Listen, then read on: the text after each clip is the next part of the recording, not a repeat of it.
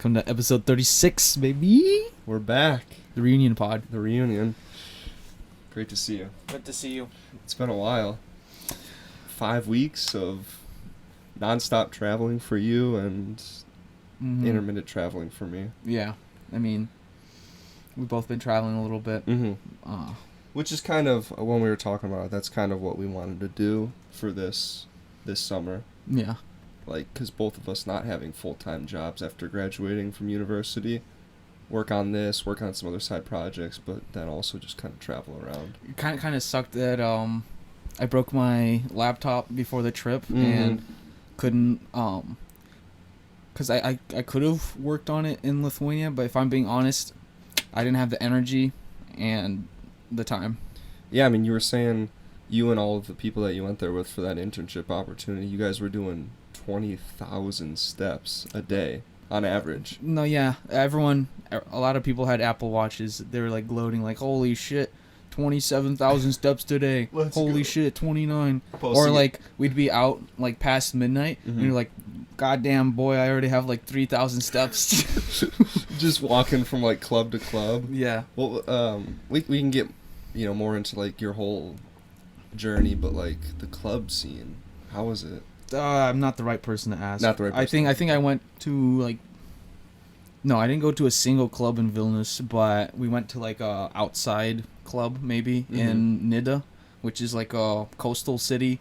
Yeah. It's by the Baltic Sea and it's right above Kaliningrad. Like that little piece of Russia, that's right next to the Baltic Sea. Do you know? Kind of. I can give it a quick Goog. But it's like a little peninsula. You got to take a ferry from Lithuania to get to it, and it's very, very beautiful. They some interesting history. They cut down all of the trees over there when they first like migrated there, and it just turned into a sand dune. And whenever they tried to build a settlement, the sands would literally just devour the towns, and they would have to rebuild. They would devour it again. They rebuilt it, devoured it again. After the third time, they're like, okay, let's try to replant it. So about 90% of the forests that you see there are all planted. About 60 or 50 years ago. Damn. Yeah, it looks like just an incredible forest. That's pretty sweet. Yeah, I just looked at the map. I didn't realize that. Is that part of Russia not connected to main Russia at all? No, but it's their little access to, I guess, sea, like to the Baltic Sea. But I heard something where it doesn't even matter. Well, I see St. Petersburg up there in like the Finnish Gulf. Yeah. That looks like it kind of connects to the Baltic Sea, but I'm just wondering, is there any like... I've heard gossip that Putin has his nuclear weapons in Kaliningrad. Oh. A little bit of Eastern European gossip. Yeah. Some insurance people are calling me. It's so annoying. Like local or... Oklahoma. I don't know. What are they trying to get out of you? No, they're like, I'm contacting you for your free insurance quote.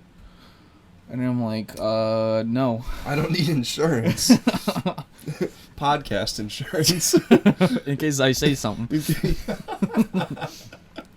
Oh, we could have used that last episode. Oh, sorry to everybody that had to watch that one. I was just... Episode 35. Yeah, episode 35. I was around, and I just thought it was time to finally lay some grounds and put together a podcast, and I brought the Goonies in, and... The Goons. The Goons, and as expected, it became a Goon pod, but...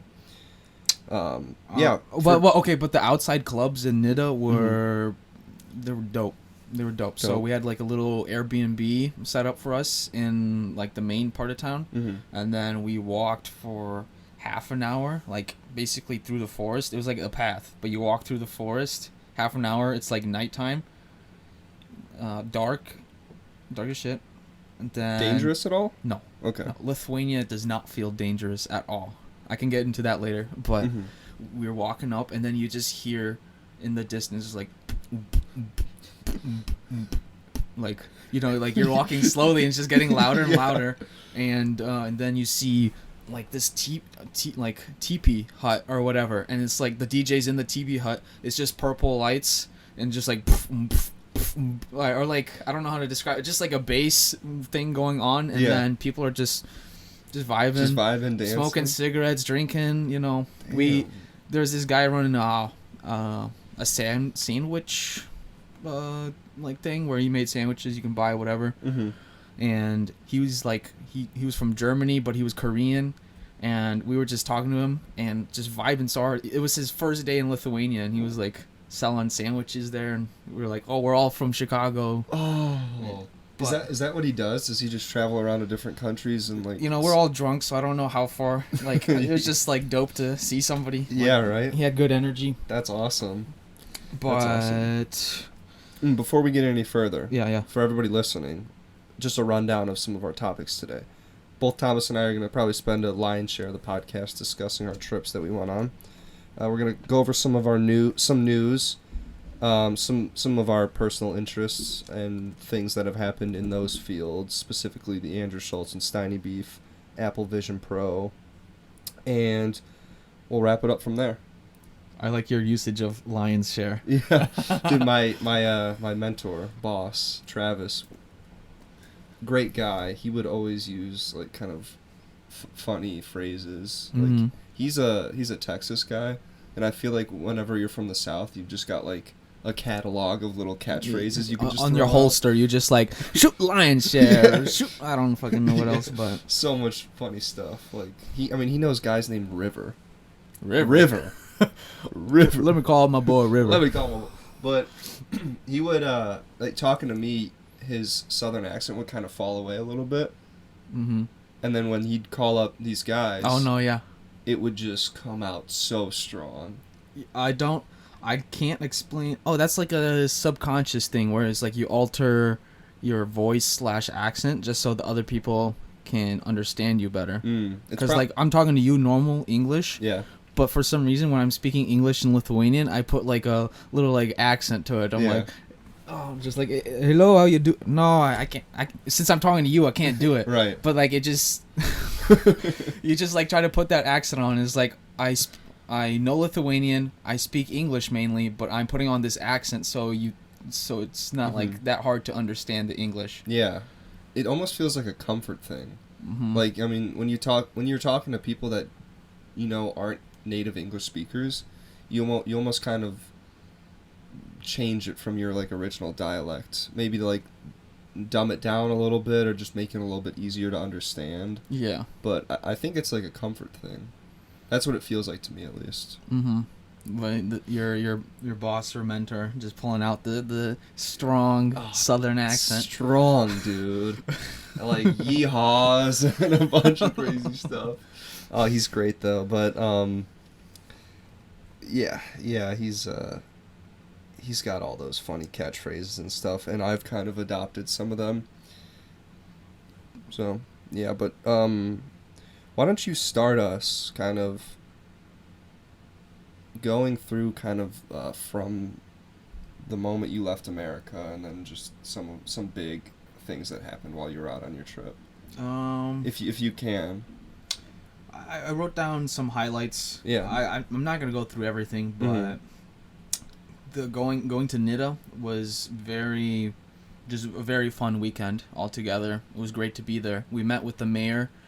He was also, okay, let me preface this. My month long vacation or whatever in Lithuania was part of a program to bring Lithuanian Americans to Lithuania to connect more with their culture while also getting an internship opportunity, like a foot in the door straight into your career.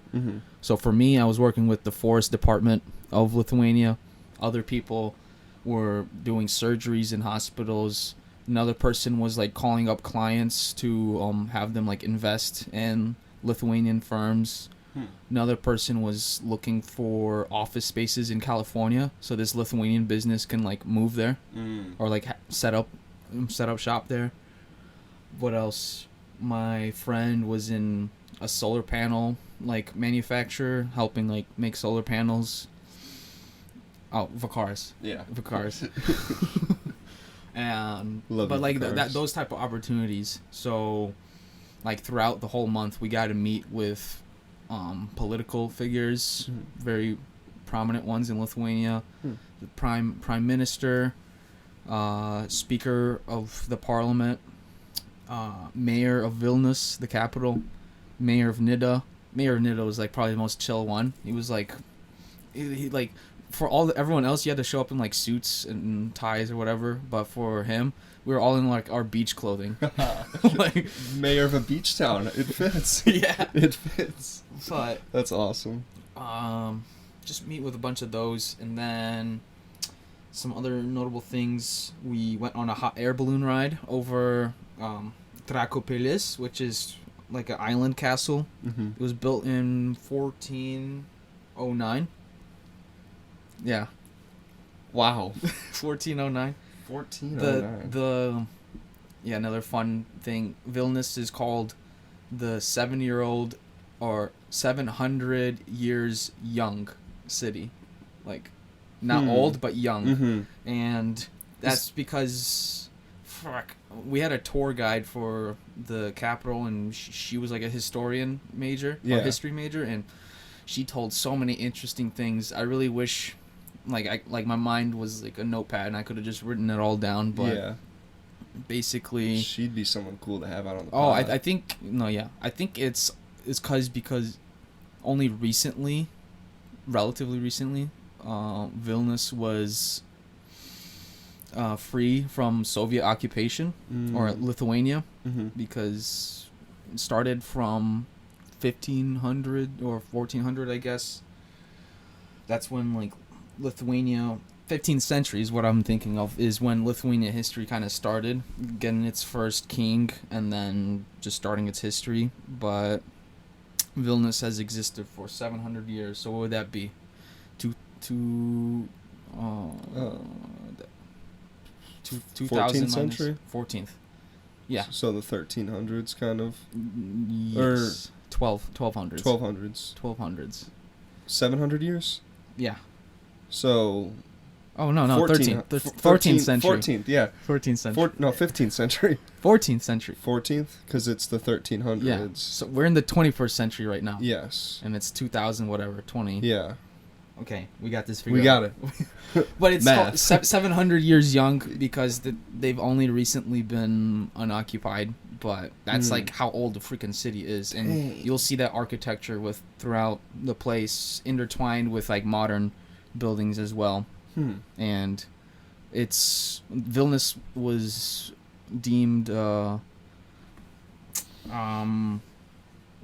think by the UN, like a protected historical site. So like you can't modify the historical buildings, and you have to preserve it.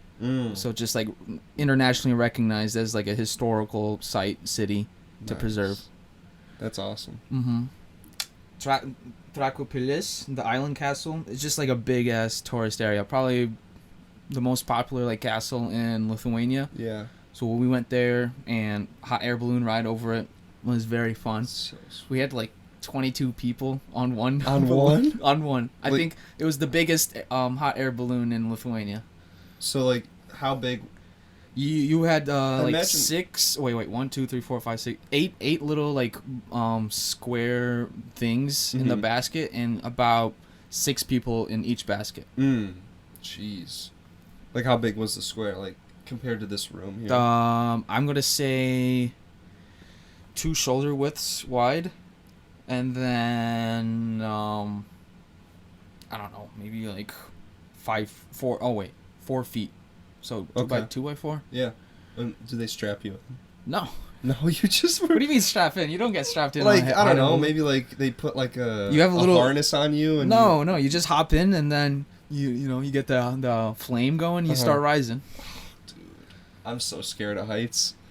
You see, I was scared. Everyone was really scared, but the hot air balloon like rises pretty slowly, and I feel like it diminishes that fear of. But for me, I was still like holding on. Yeah, white knuckling. Yeah, I was like, I'm gonna just hold on. Yeah. The more scary part was like I wanted to take a picture, and I was like, I don't want to drop my phone. Yeah. I don't want to drop my phone. Yeah. Like just doing my best to not lean over. Yep. But A funny like part is like the guy that was flying it with us has done over 1,000 flights. Nice. And he was like trying to play with us, and he was like getting close to the water. He was getting close, and then I guess he like mistimed the fire thing, and we like landed in the water.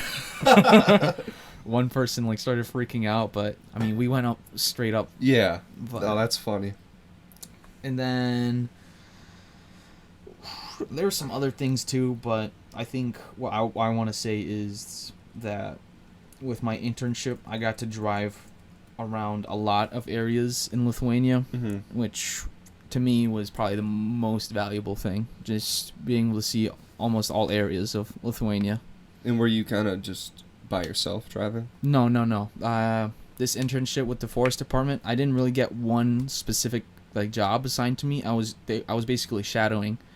I was their first intern ever. That's cool. Or like this like type of international intern. They have like, you know, you go to school there and then you can have an internship with the thing. Sure. But they were showing me basically the inner workings of the forest department. So they showed me like the administration building, their forest management place in Kaunas, the different town, and then they are split up into 26 different regions where they manage everything. And let's see. So they showed me when they plant the saplings all the way up to cutting down the tree and sending it off. And they also were able to get me a tour of I think the biggest sawmill in Lithuania.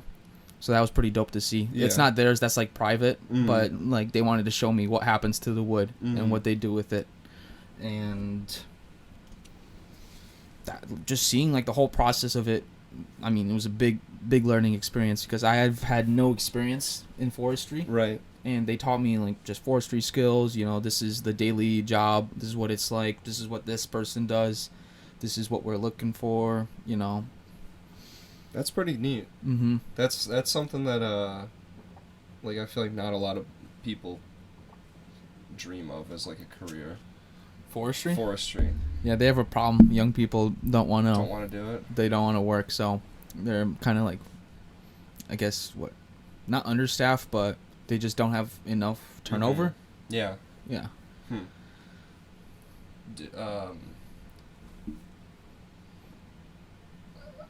How's average pay over there?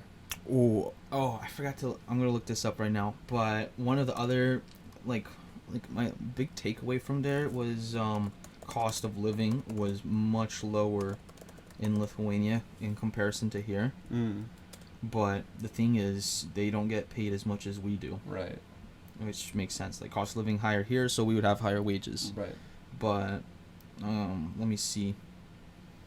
They have a comparison thing to Lithuania to America. So, summary cost of living. Rent in Lithuania is on average 63% lower than the U.S. Cost of living is 31.7% lower than the U.S. Without rent, a single person's like monthly cost is about $780. I don't know. It doesn't show what it is for the U.S. though. 708. Well, if you think. This is such a cool. They have like. What were we gonna say? Well, I'm just trying to think. Like your expenses are usually about 50% of your income, so. Oh well. Let's say rent is 63% less than America, so rent's $300 there. $400, I think. $400. But the people don't get paid a lot. I don't know. I always felt awkward, so I never asked anyone in my internship how much they made. But I heard like some people making $600 or $700 per month. The biggest move is like getting like a remote job in the U.S. and then just living in Lithuania. That's a big move. That's like, because like if you make like 1,000 or 1,500 per month, you're chilling. Living real good. You're chilling in Lithuania, yeah, to be honest. That's awesome. Let's see, a meal at an inexpensive restaurant is about 10 euros. So that's like just about the same as dollars. 10 euros, $10.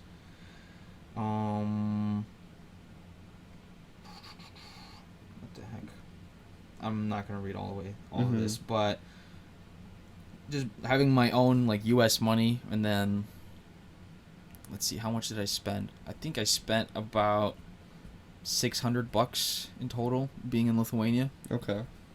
That's for 6 weeks. Yeah, that's not bad at all. No, but I mean, the hotel was covered and breakfast was covered because of the hotel, and then, but like you still would get cheap lunches. Like my friends, their works have cafeterias, and I think they'd pay like €3 for like an entire like nice lunch. Damn. Were the other people that went with you, were they pretty cool? Yeah, a lot of them were younger, but there were some people my age. They were all Chicago, though? Probably like 60%. 60%? Or maybe 70%. But were they all Illinois? Or like, okay. Interesting. Oh, wait, no. Oh, no, 70% Illinois, like Chicago. Yeah. Kind of where we are. And then 2 from California, 1 from Canada, and 2 from Pennsylvania, and then 2 from New Jersey. Dang. Canada, eh? Canada. Didn't have the accent. No, how many people went on the trip? 22? 22. 21? No, 22. Dude. What was your question? What is it? No, my question, I was just asking about, like, the wages. Oh, yeah. Okay, so yeah, I kind of answered it. Yeah, you answered that. But no, cost of living is very low. Like if you find a decent paying job, you could live by very well in Lithuania because you don't even need a car. You can just use public transportation for everything. Dude, one of the things I wish we had so much more here was more public transportation. You know, we kind of do. It's a little shitty, yeah. But also America is just huge. It's huge. It would be kind of hard to implement very well, but we could do better. There's just so much need for cars. It's just annoying because cars become such a... kind of where I'm getting this, like, based car pill from is the guy that you showed me months ago who does the financial videos. Financial shorts, Caleb Hammer. Yep. I have been binging him. Like, literally going back, like, 3 months. I've watched every single one. Just one after another. And he has helped me more than any of, like, my finance teachings for my degree have. So, give me like, big 3 takeaways that you've learned, maybe. Big 3 takeaways. Keep your expenses less than 50% of your income. And I guess that just be one big takeaway is the 50-30-20. Expenses are 50%, and then you can kind of interchange fun spending 30% of your income, and savings is 20%. Celio follows that as well. Second, having a 6-month emergency fund. If you don't have that, it is an emergency, and you need to try and save up 6 months worth of wages, 6 months worth of income ASAP, so you can have that saved up in case anything happens. And then another one is just, I don't know, he does a really good job of, like, kind of shaming, but, like, also relating to people, but just, like, the BS spending on, like, foods and all that crap. Like, just eat at home and kind of, like, save your money. A budget, like, a real good budget has been another one. High interest rate savings accounts I did through Ally. He also recommends SoFi. You can put a couple $1,000 in there. You're making 4%. You're getting like 10 cents every month. You're getting really good money on that. What is this again? These are savings accounts. Okay. Through online banks. All right. And like a savings account. What bank do you bank with? Chase. So say you open up like a Chase savings account, it'll be like point. But you don't get shit like through like a Chase one, right? What do you mean? I thought like if you put shit into a savings account, you like interest rates are usually dog shit low. Yeah, they are, but that's why you find one of these high interest rate ones that's like 4%. Mm-hmm. Those are still... Those online ones are 4%? Yeah. Not bad. Yeah, and it's an online bank. They're still FDIC insured up to $250,000, so... And nothing sketch. Oh, well, I guess if Caleb is promoting it, then... Yeah, no, they're legit. I mean, you've probably heard of Ally Bank before. Only through you. Yeah. They're as legit as they can be, backed by the FDIC, up to $250,000. So if they close down, all your money's safe up to that amount. That's what I put my savings in. Savings and emergency fund and stuff. Sick. So now talk about the car thing, like. So he is very pilled on. Pilled. He's very pilled, very based on anti-car, and just like kind of hearing his reasoning for it is kind of true. But so many Americans go into such bad debt to get cars because you need one to live in the United States, and it just contributes to being one of the biggest expenses that Americans have to deal with. And if we had more public transportation, even in like every big city, like he's from Austin, and he just shits on Austin because the public trans is so bad. Like Chicago has a really good public transportation. Yeah. But I don't know. I like. I don't know if I fully agree with it, because having a car is like so important, especially for like what I enjoy doing, which is like going around to different things, being like doing outdoors things, going to different disc golf courses. But more of an emphasis by America on public transportation, I think, would be better for everybody. Yeah, it could probably.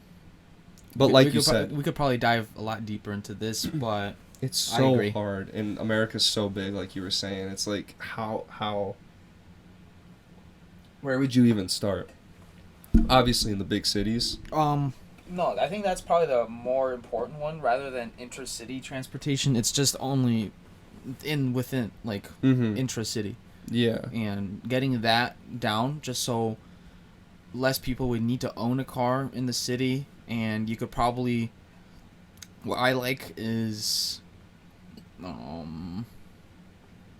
don't know what the word is, but designing the streets so it's more designed for riding your bike or being walkable. Yeah, like a walkable city. Yeah. I guess. There's a conspiracy among like 30-minute cities. I don't know if you've heard of it. Yeah, I have. Where it's just like a long straight line. No. That's who's building that? Who's some guy. Some guy. It's the whole country. 15-minute city. Isn't that what it's called? Oh, 15-minute city. Yeah, 15-minute city. But that other one is like I think Saudi Arabia.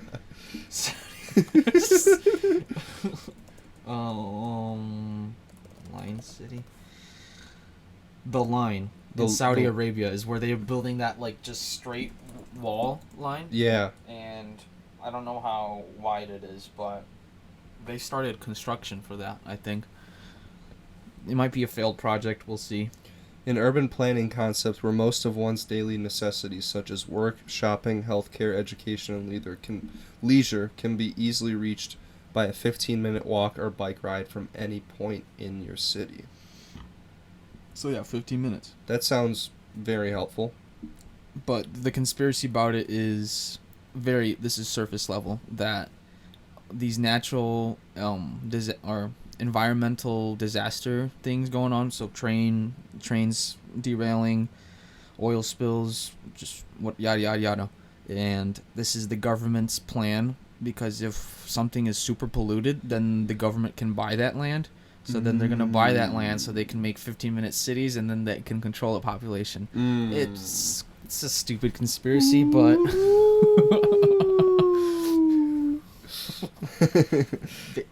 dude, I've been drinking this almond milk, and it's like making my tongue it's giving me more saliva.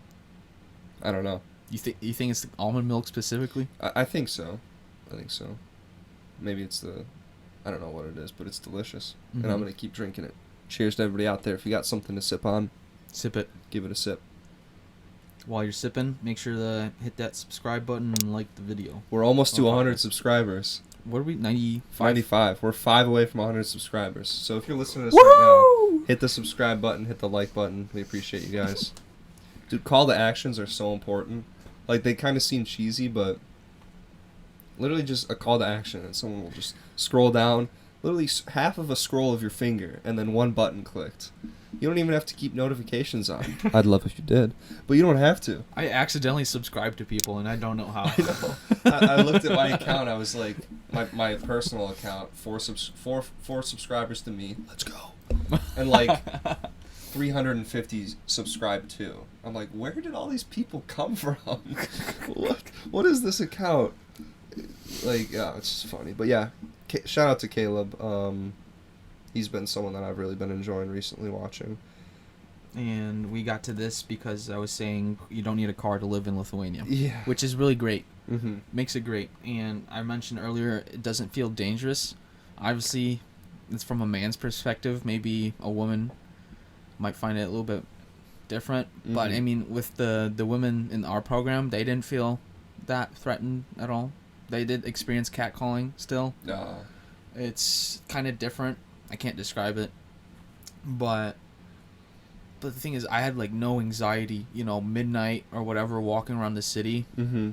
I was fine. Like, there was no worries. It's obvious. I think, like, this goes for any place. There's neighborhoods you don't go to. Yeah. But for the whole capital or whatnot, it felt perfectly fine to, like, walk through the night or I never felt threatened.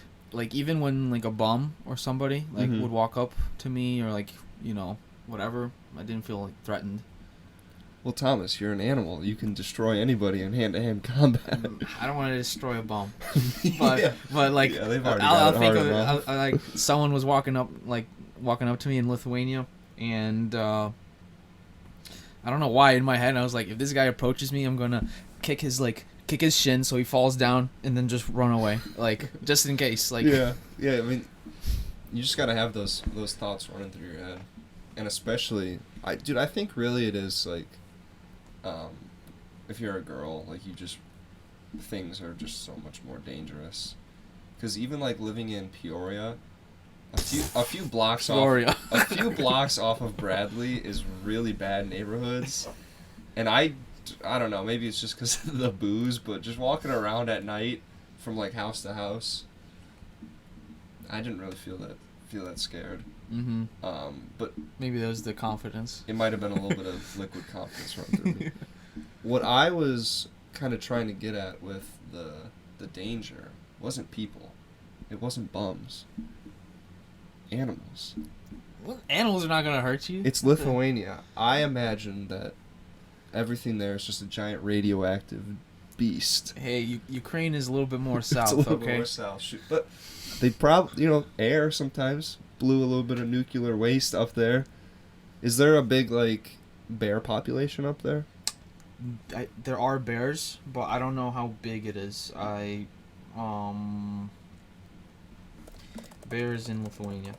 I didn't talk about resident bears have been recorded in recent years. I don't think there's wolves, but you don't hear a lot about bears. But they got moose up there. They have a small population of bison, but it's like endangered, so they have it like kind of protected. Wolves, moose, huh? Moose, bunch of different deer, elk. Some like vermin, some rodents. There's rodents. They have different, like, possums, mouses. Do they have stuff that we don't have in the States? I'm trying to think. Do they have raccoons there? Yeah. Okay. Yeah, they got raccoons. Beavers. They got beavers. That's pretty cool. I'm trying to think if there's anything really exclusive, because USA is pretty large. The US is large. Yeah, you can find a ton of different species in the United States. But in Lithuania, the only thing I can really say for certain is that there are birds there that aren't in the US. Like, there's this one bird that is probably one of my favorite, and I'm gonna play the call, the bird call for you. Yes. And it's like a very common bird that I think almost every Lithuanian knows, and you'll like hear it in the forest. Hopefully this one has like an echo to it. Let's see.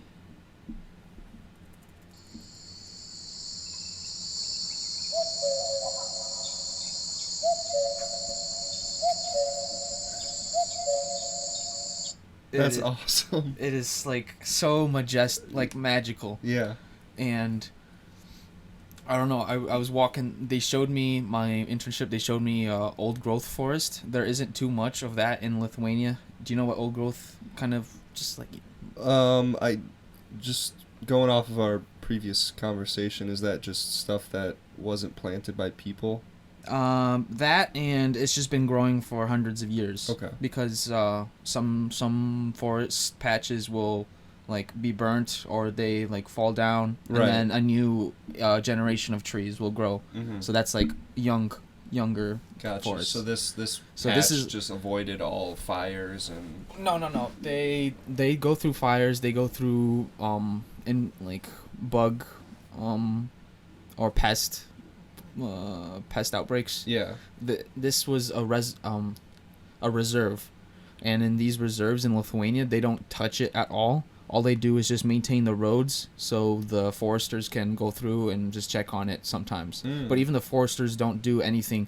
Like if they see a patch of trees that are dying from like a bug, they just leave it alone. Normally, the policy is cut down the pest-ridden tree and then take it out so it doesn't spread. But here they let nature be nature. Interesting. But like we were walking through this old growth and it just felt so magical, like fairy tale like, and like I heard the cuckoo bird. Yeah. Oh my god. What is that one called? What's like the real name for that bird? cuckoo? Oh, it's just the cuckoo bird? Let's see. Cuckoo. Common cuckoo. Common cuckoo? Yeah. They have interesting. They are maybe they would be classified as parasites. Their plan is they look for other birds' nests, and they go into those, kick out the original bird eggs that are in there, and then lay their eggs, and then they let the other mama bird take care of their birds. Oh, wow, what a savage. Yeah, they're like parasites, I guess, in a sense. Yeah. They're local to that area? They're native to that area? Yeah. Okay. And the closest thing we have, maybe, I don't think it's the same family, but it's the morning dove you'd hear in the mornings. The I don't. Fuck. I'm kind of bad at bird calls, but Bird calls. As soon as you hear it, you gotta start getting some like duck calls down. Fuck. One of my friends did a really good one of that. I wish I could. Like, Yeah. Speaking of like native species, is there like a native Lithuanian population, like how we've got like Native Americans and like the native Indians? I don't think so. Okay. Because like Lithuanians have been there since the 1300s. Yeah, and probably well before that also, as just like under a different. There's a deep pagan culture to like they were pagans first. Which means they had no religion. They were kind of like not tribes, but they had their own factions maybe. Yeah. And Lithuania was just a bunch of pagan factions, and then some eventually, I think they knew that like if they wanted to survive, because I think there's Russia and then Poland coming up, and they're like, if we're gonna like survive, we're gonna have to unite. So they like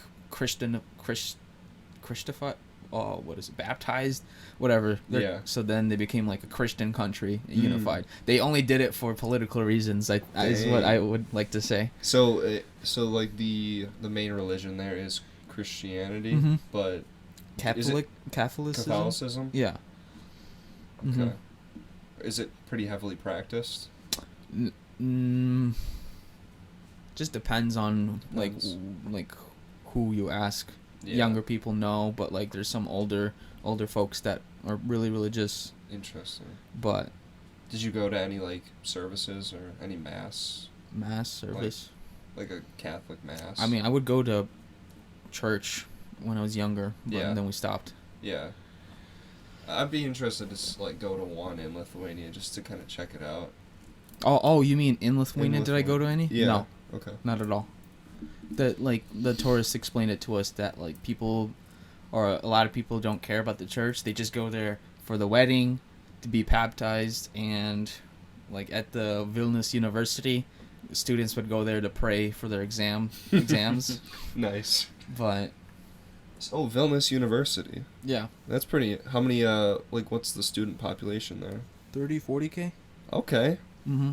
But it's Sweet. like they don't have a lot of. It's not like here in like the States where every state has its like 5 or 6 different universities. Right. It's like there's like one in Vilnius and then one in Kaunas, I think, and then maybe some other ones. Yeah.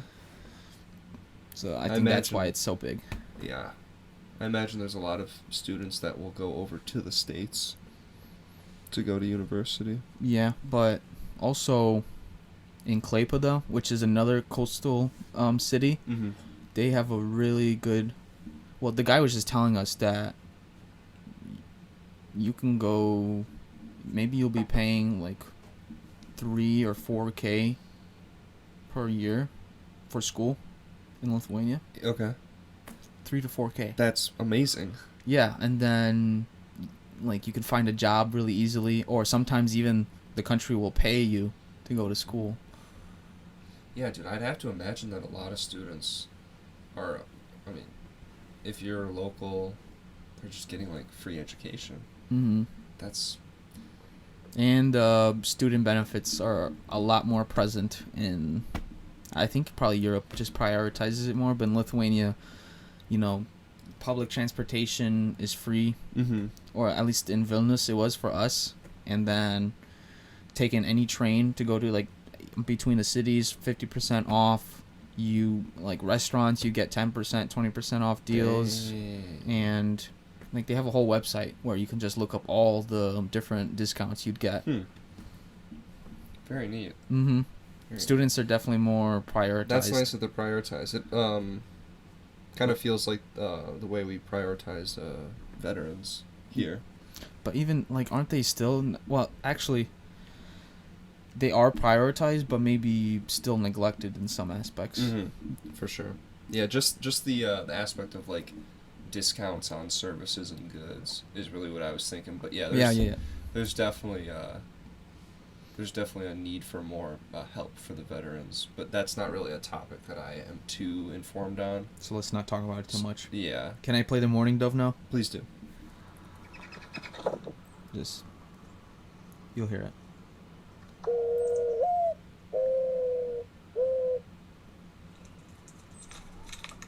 No? That was... Oh, definitely. Yeah. Yeah. You'll hear that in the mornings. Yeah. Oh, I've got a bird for you. Bird. Once we get to Canada a little bit. Okay, let's switch it up. Talk Okay. about your month. Yes. You've been to Wisconsin, Minnesota, Canada. Mm-hmm. You caught a nice muskie in Canada. I caught 2 of them. 2? 2. Yep. Yep. Thank you. My boy. Skål. Yeah, I caught my whole month was I was missing my best man. So I had to try and stay busy. And that one TikTok you posted, like when your co-host just leaves to Lithuania for a month. Yeah. Sad. Sag. Okay, go on. But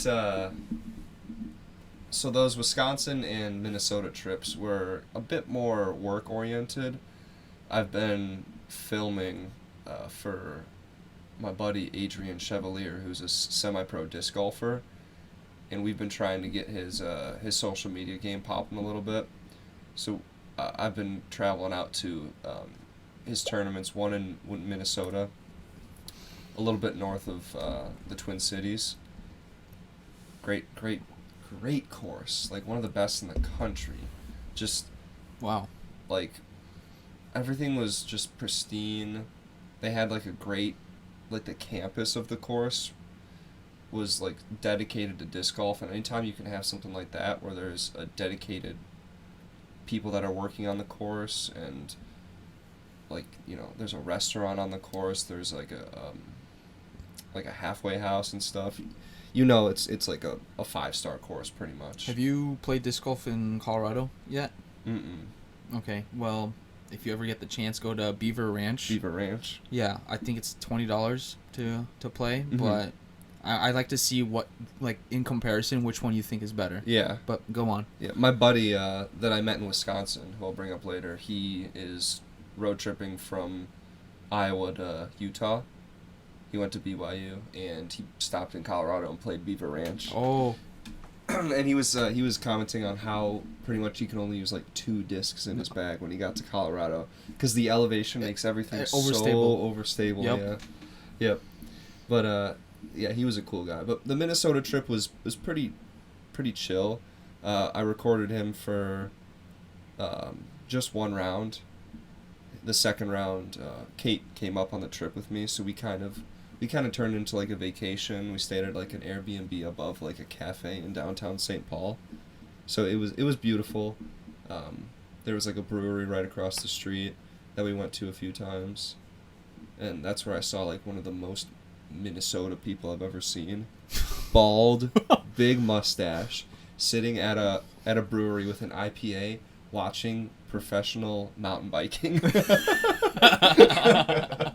This guy was just Minnesota, eh? Minnesota, eh?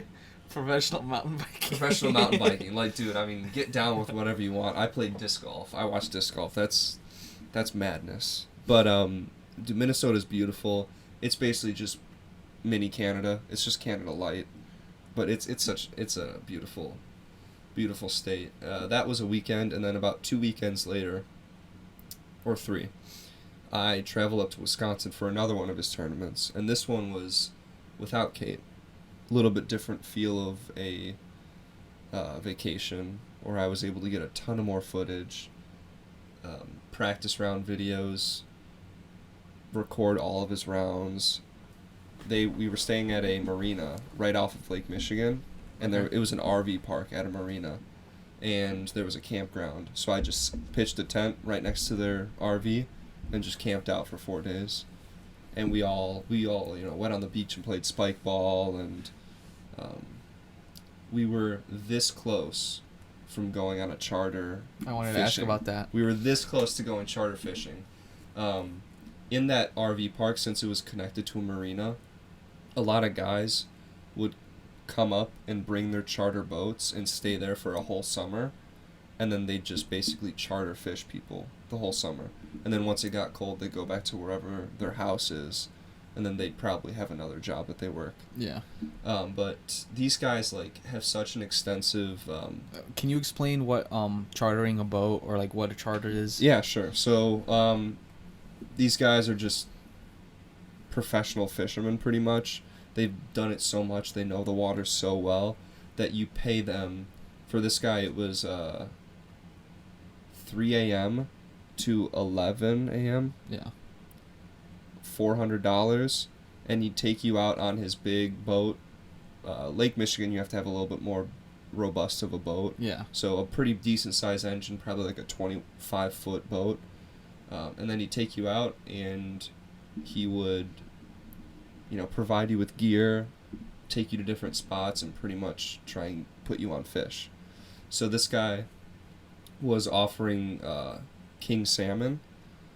So those guys, king salmon fishing is pretty interesting on Lake Michigan, because they use things called downriggers.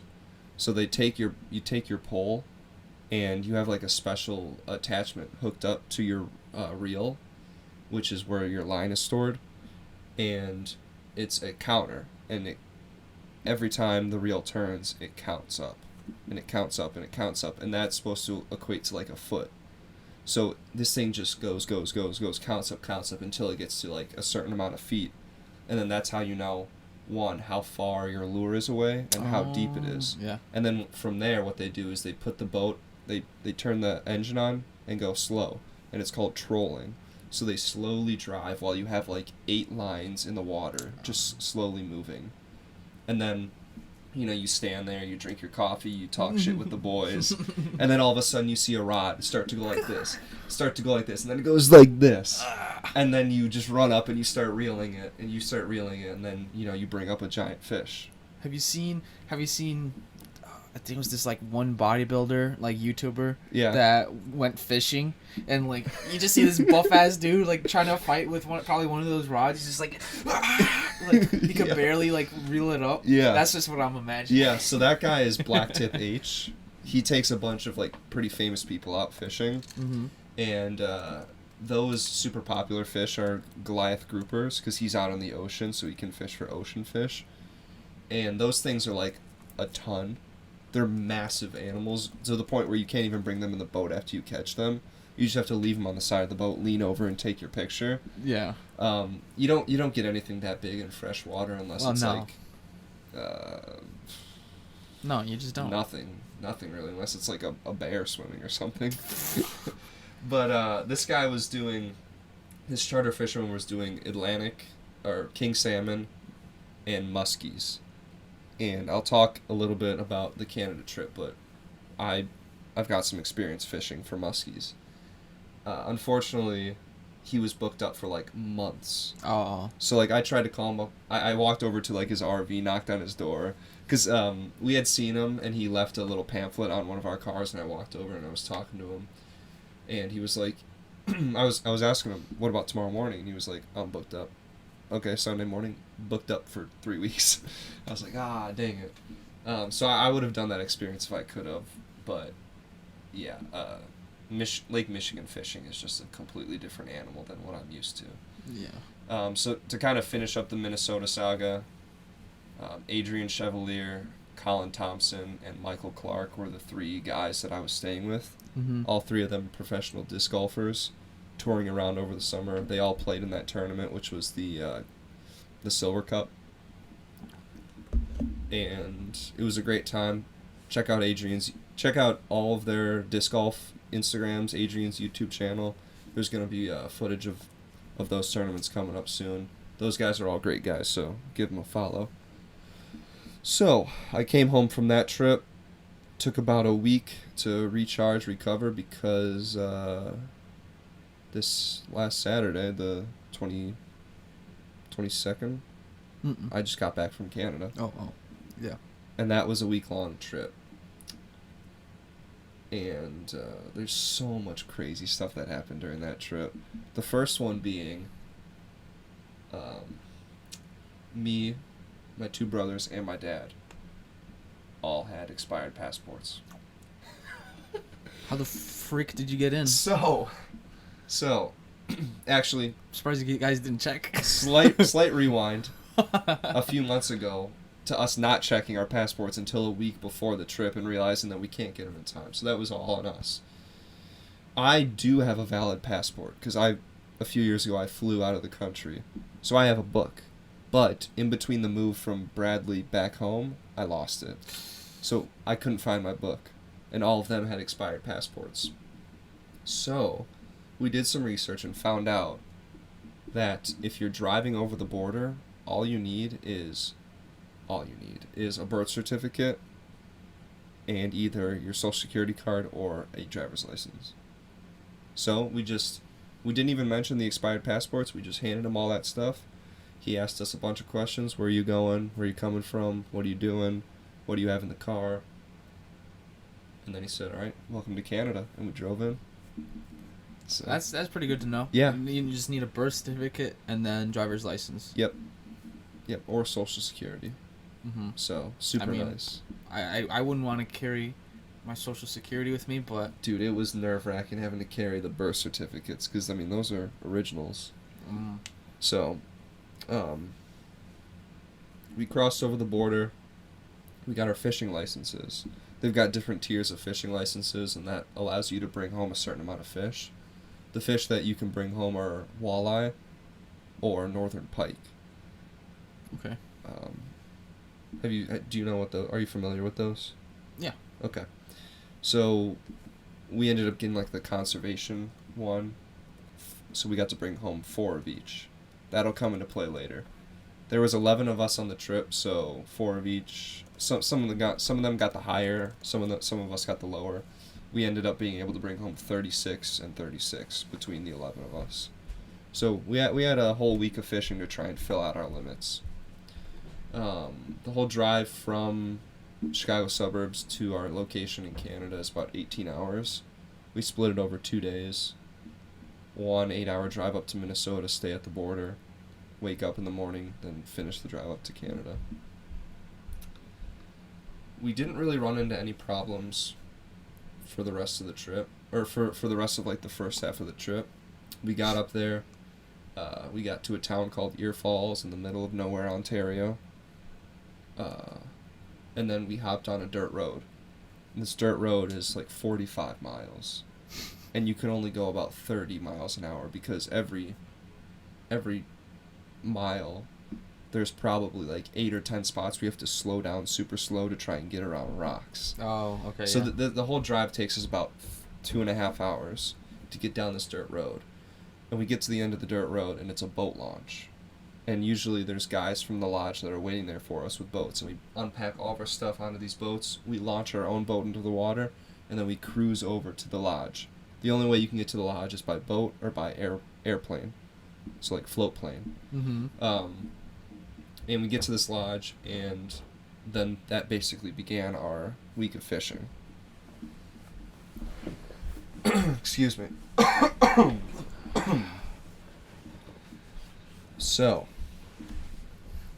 where do I want to go with this now? All right, well... You want to hear about some of the fish? Tell me... So, wait, but... Okay, northern pike and walleye. Yep. But you caught a muskie. Muskie. So... I didn't include muskie. So, the thing about muskies are, they are, in terms of like the family tree, they're like the cousin of the northern pike, and they grow much bigger than pike. Oh. And they're considered trophy fish. So legally, you cannot eat them. You cannot do anything with them. Oh, you catch and release only? Catch, picture, release for them only. Okay. So, and they're trophy fish. They're considered to be that. So, and apparently they don't taste very good, but I wouldn't know. Funny enough, if you're actually like native, you pretty much have no rules, so you can eat them. Native? Like a native Canadian, Native American. Not just Canadian citizen, but like a native, like... Yep. Whatever. Oh, okay. Yep, like... Indigenous. Indigenous. Yeah, if you're indigenous, you pretty much have no rules. My uncle was telling me a story about how he was muskie fishing in Wisconsin with an indigenous person, and they saw a beaver swimming, and this guy was like hell-bent on them trying to cast their lures at this beaver because he wanted it bad. To, do whatever you want with it, make a hat, eat it, or whatever. But he was, like, so serious on them just, like, casting for this beaver, trying to catch it as it was swimming by. I was laughing so much at that story. So, muskies are, like, a super interesting fish. Their nickname is the fish of 10,000 casts because they're so finicky when it comes to when they eat, how much they eat, where they're at, the type of bait that they like. Like they don't like live bait. It's like a woman fish. It's like a woman fish. Like a very picky. Yes, and they're beautiful, so it makes sense. There you go. Yes, they're beautiful. But they prefer like lures over live bait. Oh. So the way you catch them is you cast for them with these 12-inch long pieces of wood that's painted, or you take a giant spinner bait with a bunch of tassels on it and a bunch of spoons that spin around. Yeah. And just giant hooks, and you just cast and you cast and you cast, and you've got these rods that are some of them are 5 feet long, some of them are 8 feet long. Yeah. Depends on what type of lure you're throwing. You can use a different length rod. Mm-hmm. and the pound test they're using on your line is like 65 pounds, because these fish can get up to 60 pounds. And you're just casting, and you're casting, and you're casting for 4 hours straight, and you're not seeing a single fish, because these fish are so hard to find, and they're so elusive. But they're not as elusive at this lake. Oh. So throughout our 11 people, for our 5 days we were there, we boated 17 muskies. Nice. So if you're a Wisconsin fisherman, if you boated 17 muskies in 5 years, you'd be happy. This lake, it isn't incredibly hard to get to, but it is like, it's a top tier premier trophy lake because of the amount of bait fish that are in it. So the walleye population, the perch population, is so massive on this lake.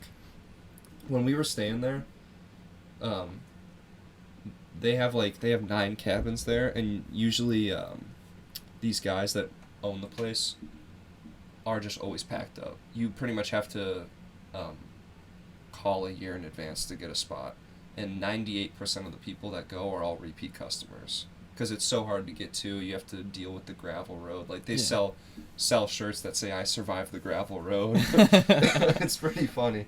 But they're all repeat customers, and a lot of them are strictly walleye fishermen.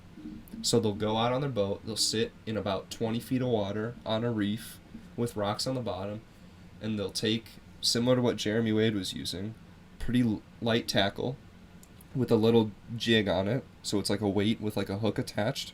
They'll put a minnow, a waxworm, whatever, and they'll just bounce it off the bottom. Mm-hmm. And then you'll feel a nibble. And you'll feel a nibble. And then you'll go up and your rod tip will start to bend. And then you reel twice. And you set the hook on this fish. And then you reel it in. And then you see how big it is. And if it's big, you need to get the net. And if it's not, you can just reach down on these walleyes and just grab them. Because if you grab them by like their gill plate, it pretty much like stuns them. Oh, okay. So you can just grab them by their gills and squeeze, and it'll just stun them. And then you measure it, and if it's between 16 to 18 inches, you can keep it. Mm-hmm. So I think throughout our first 2 days of fishing for walleyes, we ended up maxing out on our 36. So then every walleye caught from then on, we just gave to the people. They filleted up, and we ate it for lunch that day. Oh. So super fresh fish, delicious. So many walleyes up there, just trophy walleyes. It's just massive, massive walleyes. And then with that walleye population, you get big predators. So you get northern pike, which are just awful fish. They're slimy, they're gross, they're like little snakes. They're so aggressive. I think if you're the Canadian Conservation Police, please turn this off. We would throw out these lures that would have 3 hooks on them, all with barbs, and we'd be, you'd cast and you'd retrieve, and you'd cast and you'd retrieve, and then you'd feel a smack, and then you'd reel it in, and it would be like an 18-inch northern pike. But this thing hit it so hard, and he engulfed the lure so much that it was like halfway down his throat. And then you'd reach in with your pliers and try and get it out, and you'd be like, okay, I'm not getting this out. So you just hold on tight with him and just rip the pliers out. And we probably killed, like, trying to get hooks out, we probably killed, like, 10 fish. Conservation officers, no way. Like, there was one time where I pulled this lure out, and his gills came out through his mouth. Ooh, that is gruesome. But the bald eagle population up there is really, there's a lot of bald eagles up there, which was beautiful. So, and every once in a while you'll see one dive down and grab one. Yeah. Nice. We tried hanging them out, because like if you kind of show it to them, and then you toss it in the water, sometimes they'll come right in front of you and grab it, if the fish is small enough. But dude, the conservation police, I'll get to them in a second. Okay, well, now that you're talking about the eagles, tell me about the birds. You said you got a bird for me. Oh, yes. So, it's a bird that I can actually do a call for, and it's called the Canadian loon.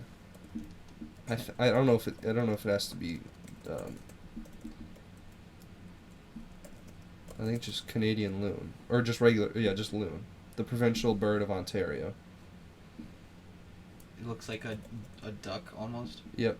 Okay. And play its sound. Okay. Its cry. Its call, you could say. All right. Let's see. Hopefully this is not an ad. It's an ad. Dang it. So let me try real quick to play its call. We'll see. Oh. Oh, sorry.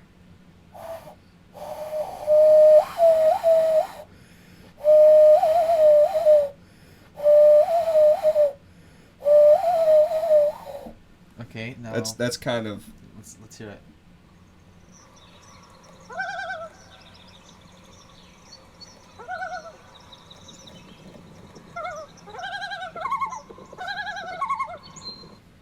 You're almost there. Almost there. You just gotta be a little bit louder. Yeah. But Canadian loon. Canadian loon. Yeah, and those are like the bird. Like you go out early morning fishing, you just hear that all over the water. Nice. And they dive underwater and stuff. And interestingly, that's a nice little snack for muskies. Like they eat loons. They eat loons. They eat duck. Pretty much anything that's in the water, they'll eat. Wow. Yeah. I didn't think they would eat birds. Yeah. So like, if there's a loon with like some baby loons, like a little baby loon, that's like a nice little popsicle for a muskie. That's like a little bite-sized snack. Like, the predators are nuts. Have you heard of like the harpy eagle? It's an eagle in South America. I think the Panama Canal or Panama. Mm-hmm. Whatever the country. Harpy eagle. No, I haven't. Let me look it up real quick. And by the way, we're just over an hour. Only an hour? Yeah. Dang. Not bad. Whoa, these things look sweet. No, yeah, they're probably the most dopest like eagle kind of bird, in the world. Mm-hmm. It's got like a face of an owl, or like I forgot how they describe it, but do you know like the harpy angel? Yeah. It's supposed to be. Damn, I wish I remembered, but it's like a woman goddess with like bird wings, and owl face, and like, but it's a predator. Yeah. And they'll eat monkeys. They'll eat like other birds. They'll eat like rodents. Dang. Like monkeys. They'll eat fucking monkeys, dude. Monkeys. And they. Let me try not to butcher this. They did an experiment. Mm-hmm.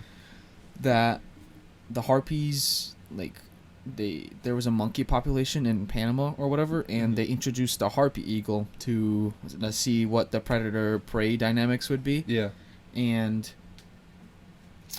instead of just going out right and hunting all the monkeys, because you got the advantage, they're not used to you, the harpy eagle would first just do its call and scare the monkeys and kind of like try to learn what they would do. So like you do their call and see like, would the monkeys group up, would they run away, would they just stay, and then it would do that first, so then it would know, like, I don't know, either conditioning them or like, just learning. Like, it's weird that the bird is trying to learn the prey.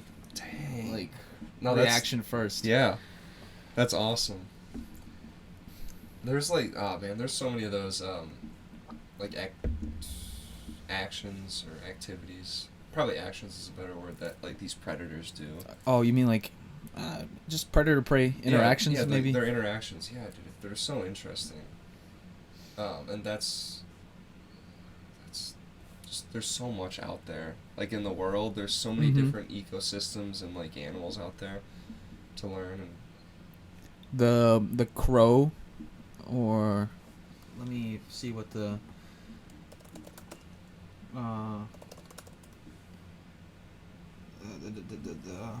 shit. Let me Google Translate. Like the crow population in Lithuania is very like large and diverse. They have maybe like 6 different types of crows. Wait, let me see. This is crow, and they also have another one that's like humongous, and then another one called the magpie. I've heard of that before. Magpie. It's kind of like smaller, and it has like a white tail, and just so funny at Nidda. I was walking back to my Airbnb, and then I saw a crow land in front of like a couple. They were at like a dinner table. They were like looking at it, and the crow just started like, rah, rah, like at the people, like probably asking for like food. Yeah. And then another one came down and started yelling at that crow, just like, rah, rah. They started like yelling at each other. And I'm like, damn. Just, your crow call is so good. Rah, rah, rah, rah. And oh my gosh, it's cool to see because we have the American crow, which I think is the smartest crow of all. Like a very smart bird, but just seeing them, they're almost as smart. You know, you could probably train them, and it's just so interesting to study their behavior or just like experience them like that one. Yeah. Have you seen the one this guy like was speaking Russian to a crow? It was so fucking funny. Dude, shout out to all those people that fully devote themselves to learning about a specific thing. Because we'd never like have all this research about crows and like just anything in the world where there's a bunch of research. Wait. Fuck. Is that the crow? Yeah. Speaking. Okay,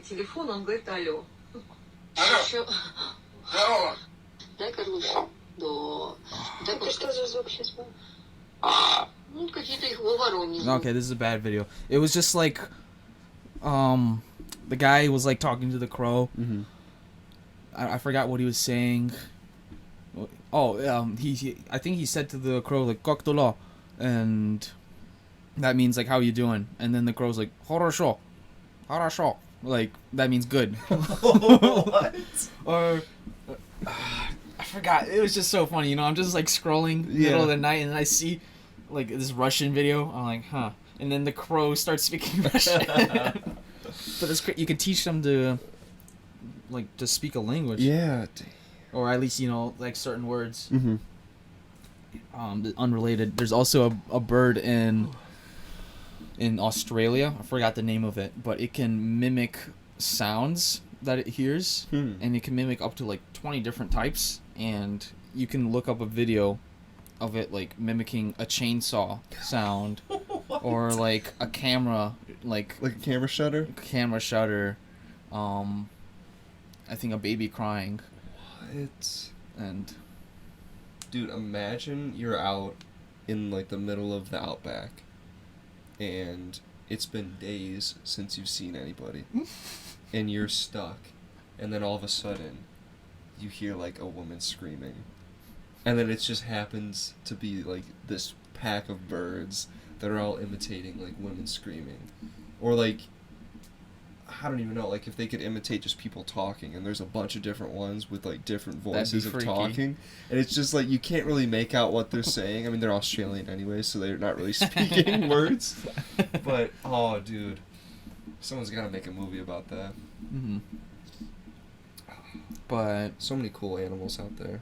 Oh yeah. That's why Madagascar. I always loved Madagascar as a movie. Oh, I thought you were about to talk about the country. I'm like, what? You been there? That would be a cool country to go to, but, dude, I mean, the movie just portrays so many different like life forms there. It's awesome. There's so many creatures out there that we have no clue about. So many creatures. But dude, let me rewind. Let me finish up the Canada saga real quick. Conservation officer. So, there's conservation police that work for Ontario, and they have to go to all these lodges to make sure everybody's got their fishing licenses, and you're not allowed to have alcohol on a boat in Ontario. And it's right as we're leaving that these conservation officers pull up. One time a year they come up, and it's right as we're leaving. So we have to like push back our departure time by like an hour because we're going through and having to show them all of our paperwork and stuff, and we're all up to date. And we have all of our stuff down by the dock loaded onto boats, and they say, all right, now we need to check your fish. So me and Hayden lift the cooler up, put it on the ground, and then I go, and Hayden's there watching, and this guy opens up the cooler and he takes a bucket and he starts counting our fish, and our fish was like freeze dried in these packages, and there's the sun's like beating down. It's the first time the sun was out the entire trip, which rainy and cloudy and really windy made for awesome fishing conditions, but kind of miserable fun conditions, which was fine. That's because just part of the experience. yeah, we all caught so many. I saw more big fish than I've ever seen in my life. I had those pit vipers on, and they were polarized, so I could just see so much of the water. And muskies, I'm gonna get back to the conservation officer. Muskies follow behind your bait as you're reeling it in, and then as your bait gets to the boat, you're supposed to do something called a figure 8, where you take your bait and you just do it in an 8. And sometimes if a muskie's interested, it'll just follow behind your bait. And then a technique is like, maybe you speed up your figure 8, and then it sees like, oh, my bait's getting away, and then it'll attack. And then you've got this 40-inch fish right at the boat, splashing everywhere, and you're trying to hold on to the rod. But they follow it in, and they're so cool to see. I just went off on a tangent. Well, I mean, that was quick. Now back to the sun beaming on your fish. That's the reason we saw so many big muskies. But the sun was beating down on the fish, and he's counting it. 1, 2, 35, 36, 37.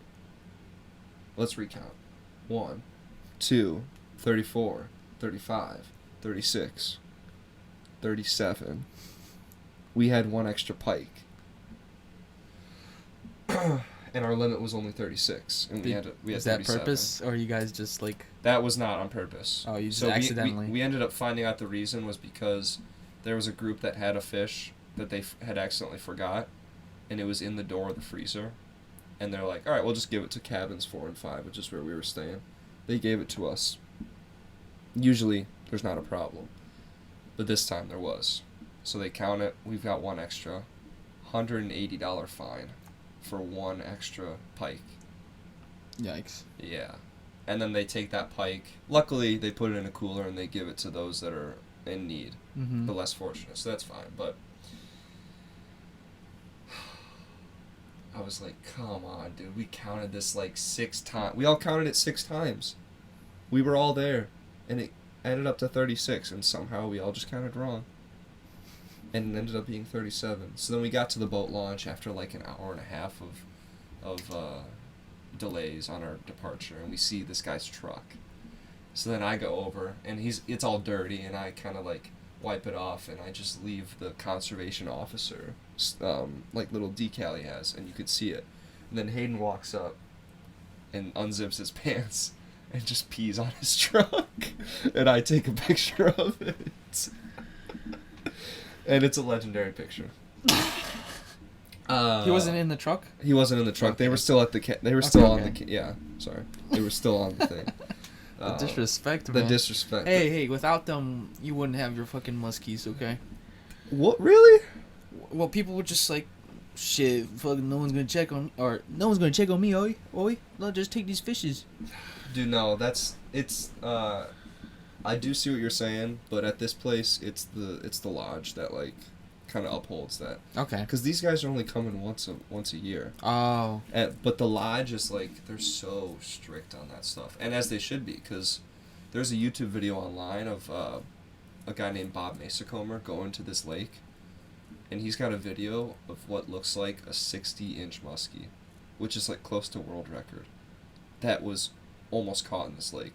Like, you see it hit the lure, and then you see it jump out of the water and start shaking its head, and its mouth is literally the size of a basketball. It's insane.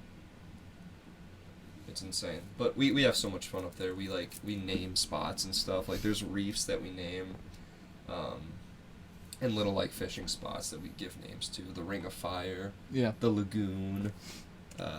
We called one 355 because it's a spot that's in between 2 islands, and the water is kind of like shaped like this, and it's all really deep weeds. Yeah. And it's constantly got like slightly moving water, and it's just a highway for fish. It's 355. It's 355. That's funny. And it's a great spot for muskies to sit low in those weeds and ambush. I saw my biggest fish ever. And I kid you not, dude, this fish, I cast it out, brought him into the boat, circles around, okay, he's gone. Oh, he's so close, dude, let me cast again. And every single time I casted, this guy followed it in. 14 times. 14 times we brought this guy to the boat, and he never hit it. And it's like, I'll show you some GoPro videos, because you can see on the GoPro this fish in the water. 45-inch fish. Just like a giant log following behind your lure. The minute you see a muskie behind your lure, it's like one of the most intimidating feelings. Because you know if this thing hits, you have to hold on for dear life. But it's also one of the most like exhilarating feelings. Because you're just like, your heart starts pounding and you're like, it's time. The one that I caught a 35-inch one, which is my biggest all time. Nice. I caught it far out on the cast. So like. Oh, so you had to fight. So I had to fight it, and like it porpoised out of the water, like full jump out of the water, and like shook its head to try and get the lure out. They do that when it's pretty shallow.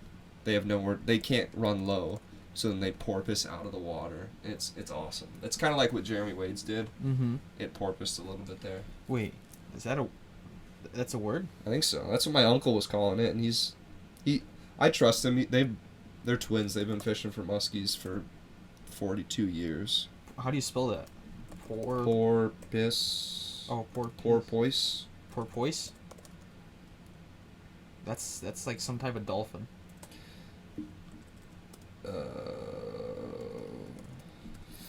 Fish porpoising out of the water.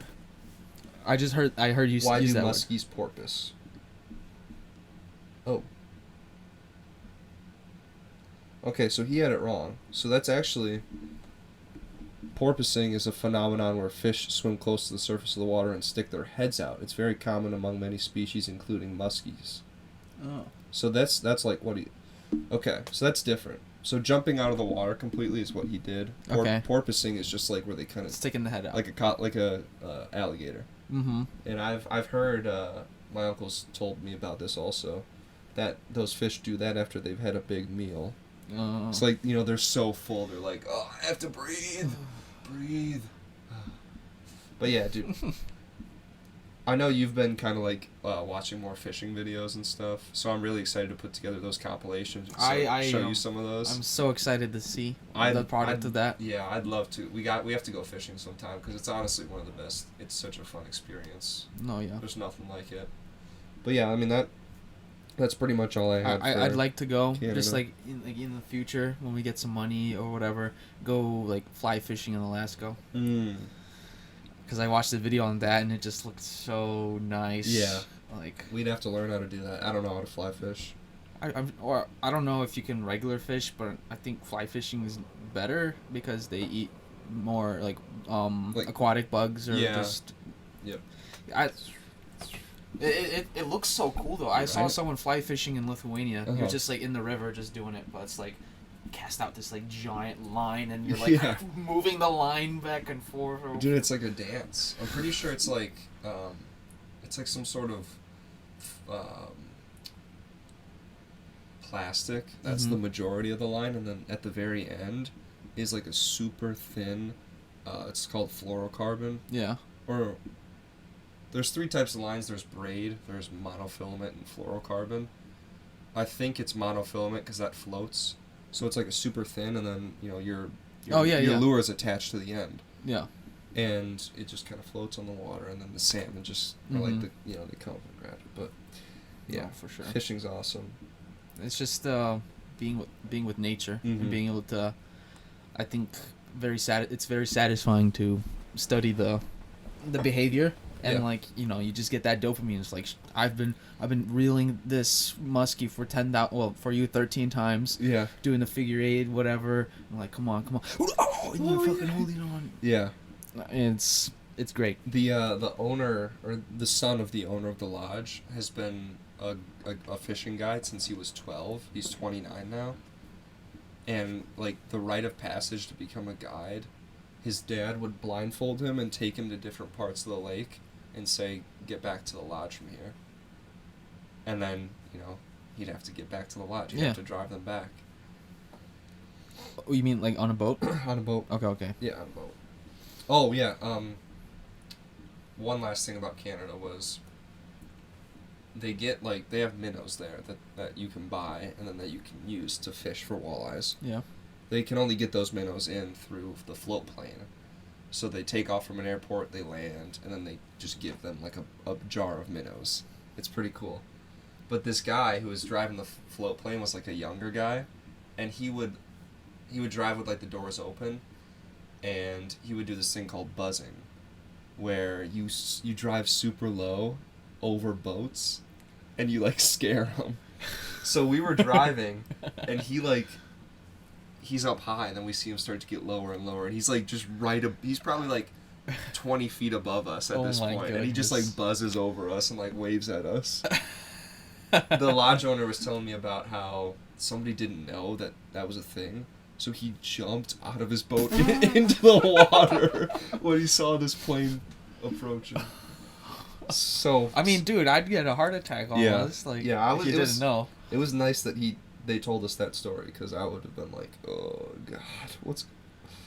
But yeah. Have you seen the video? It was like, I don't know, just some boat like coming towards a fisher guy's boat, and he had to jump out because it was going full speed at them. Yeah. That's scary. That's incredibly scary. That's what would happen, like, if you're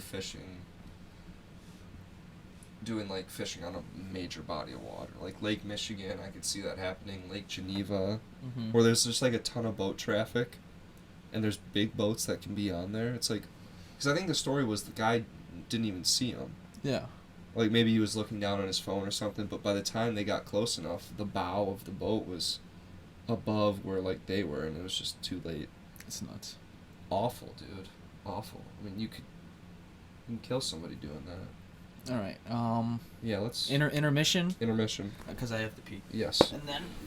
And we're back. Kind of. And we're live. Fuck it. We'll do it live.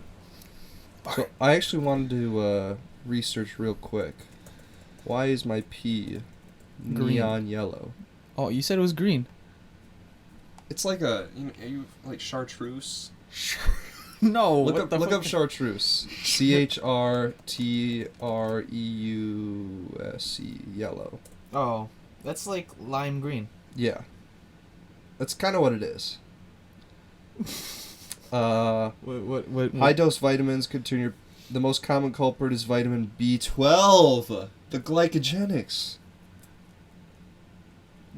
I'm taking B12? more than my body needs. Yeah, you don't need a lot of B12. Or sorry, B2.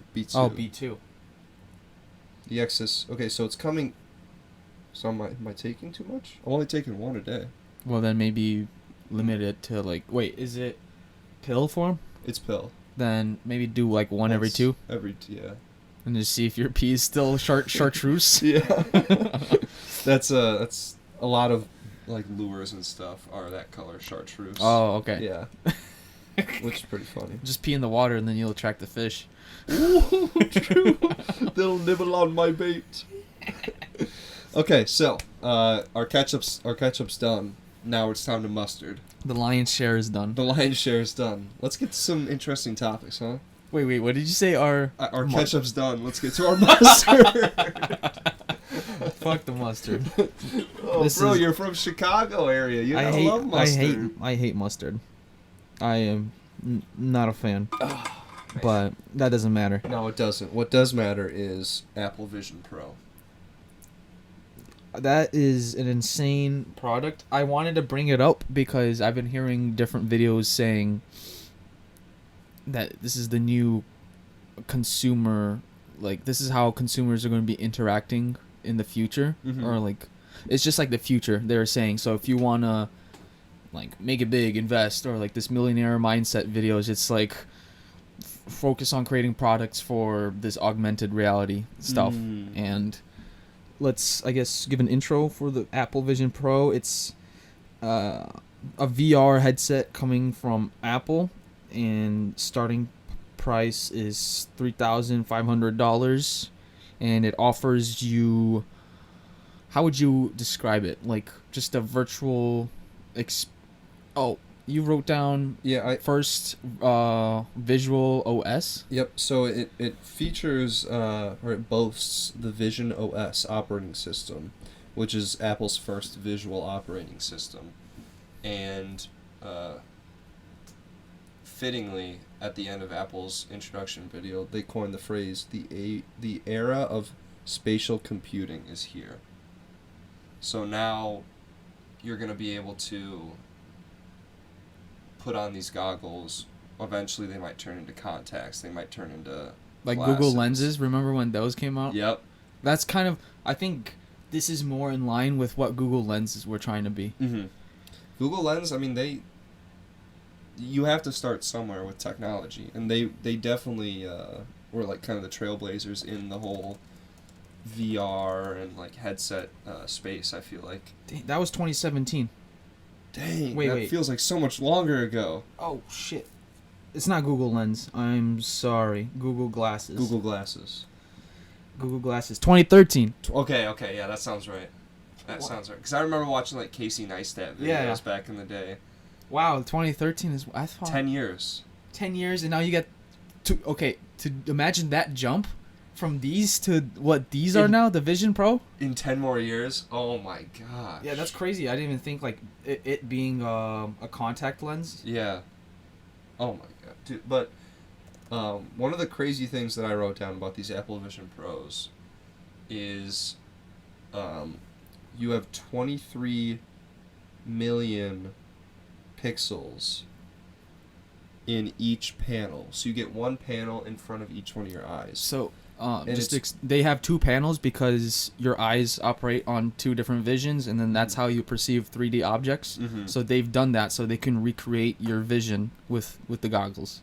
Go on. And each one of those like Panels. 23 million pixels is equivalent to a 4K TV in the size of like a Ritz cracker or whatever. The pixel density is 64 times that of an iPhone screen. Madness, dude. And to operate it, there's a bunch of like what would you call it? Cameras or lens, like when you first sensors? start it up, it has to like calibrate. There's a bunch of calibration that you have to do. You have to scan your face. Yep. And Which are people gonna want to do that? People are scanning their freaking face already. Yeah, that's Face true. ID. That's true. Silly me. But there's a bunch of calibration that you have to go through with your eyes and stuff, and well, maybe this one's a bit more controversial because it does that so it can do a full 3D scan or like a 3D model of your face. Mm-hmm. So when you're FaceTiming, it'll recreate that model and you can talk to the. Yeah, that looked pretty creepy in like the video. I was like, oh, that's not there, but 2 years, 3 years, it's gonna be like uncanny. I mean, just Especially look at CGI. Yeah, like CGI, AI technology, like it's awesome. This thing, like just watching this video, I was watching it with Kate yesterday. I was like, this is gonna be $10,000. I don't care. It's awesome, and I want it. And I was at that price point. I don't know, Thomas. I mean, it's a computer. Mm-hmm. Sitting on your face. It has an M2 chip. Then it has Apple's new R1 chip, which allows it to compute with virtually no lag. So then things are happening in real time. I have the M1 in this bad boy. Mm-hmm. I think I do also. M2. M2 more powerful than the M1. In the fucking Vision Pro. In the Vision Pro. Wow. And the R1, which is like new technology they've never had before. I mean, I thought. Oh, it was, so go ahead. and so it uses a bunch of different cameras or sensors to do everything, and so it has lenses on the outside, so you can see like what you're supposed to be seeing, and it basically creates like a 3D model like of like what you're seeing. Yeah, I don't know unless it projects it right away, but of like the room you're in and stuff. Yeah, and then like I thought this was a cool feature on the outside. You know, if you're not watching anything, then it'll show your eyes, But like, you know, if you're watching something in full screen, then it'll block it, so people on the outside know, you know, if you can see or not. I didn't even realize that. But then also like in the promotional video, they have, what would you like, the home screen or apps like floating in front of you. Yeah. And you use your eyes as like a cursor, but then it has cameras on the bottom to track your hands. Yep. And so you can like click your fingers together as like a it's like a mouse click, and like you can swipe or whatever with your hands. And it's so like cyber or like futuristic feeling that's a thing, right? And it like some of the guys, MKBHD and a few other tech YouTubers I was watching their videos, they were surprised at how well it's working in its like beta stage and its like pre-release stage. I'm super excited to like learn more about it. So you would drop $3.5K for this product? Yeah, I would. Maybe if I had more income, I would. Yeah, well, I would just want to experience it, to be honest. That's me assuming that, you know, I'll have some sort of good job here soon. But like, dude, I was honestly blown away watching the video. It just makes me think, like, Apple's gonna release the iPhone 15 in like 2 months in September. I feel like it's just gonna be a complete redesign. Like, the 15 is gonna be like nothing we've ever seen before. I don't think it's gonna be that crazy. No. I think the Vision Pro, if it's successful, that's where the future is gonna be heading. I agree. But I think that's also scary, if that's gonna be the future. Everyone walking around with these virtual goggles. It's almost like the Neuralink thinking, where it's like you're connected to the internet, and you have then probably the Neuralink is compatible with your Vision Pro, so maybe like you could just use your brain just to operate the Vision Pros. Yeah. And then maybe social interaction just goes away and it's all virtual. Have you watched Black Mirror? I've seen a little bit. There's a Black Mirror episode where they have like these contacts on, and they can replay like their memories and stuff. Oh yeah. I've seen that. That's like what I feel like this is gonna go to, which is. But also I think I just asked ChatGPT like what are some future applications of headsets like these. Yeah. And you can get advanced communication, so like if you're working remote, you can have these goggles and feel like you're actually in a meeting with people, or if you're teaching a classroom, you can have more immersive experiences. Like let's go to, like, ChatGPT said, like let's go to ancient Egypt, and like you can actually see what it felt like how maybe go in the ruins, or if you're learning about, that's like application for me, you're learning about the environment, you can actually go in and like experience like, okay, so these are how things interact or whatever. And healthcare, you can use that to assist surgeons during procedures by displaying patient data and visualizing internal structures in real time. Yes. Or navigation and wait, so you can have it on, so you know navigation's right on your vision and anything else that you might need. So there's a lot of different like applications that can come from this. Dude, I wonder if it's gonna be illegal to drive with those on. Yeah, it's like, imagine if it shuts off, or like it's not giving you the correct. Or even like you just have a bunch of like tabs popped up in front of I feel like blocking the windshield. Oh, but maybe there's a sensor in it that like it detects if you're going. Well, no, but. Oh no! Now it's gonna be like, you need to verify. Like, or maybe it's like Pokemon Go, where like you're in the passenger seat, and it's like you're exceeding a certain speed, and then you have to click a little button that says "I am not driving." But in reality, people are gonna just put it on and drive, and still click that button. But no, but I guess if you're gonna allow that, then I guess the government or the businesses just have to come up with a way so that, you know, if you're driving, you can only go in driving mode for the things, or maybe cars come with them. Brother, I don't know. Oh my god. That's the most excited I think I've ever been for tech. Seeing these? Seeing these. Like, I can't think, there's been nothing that's excited me as much as these.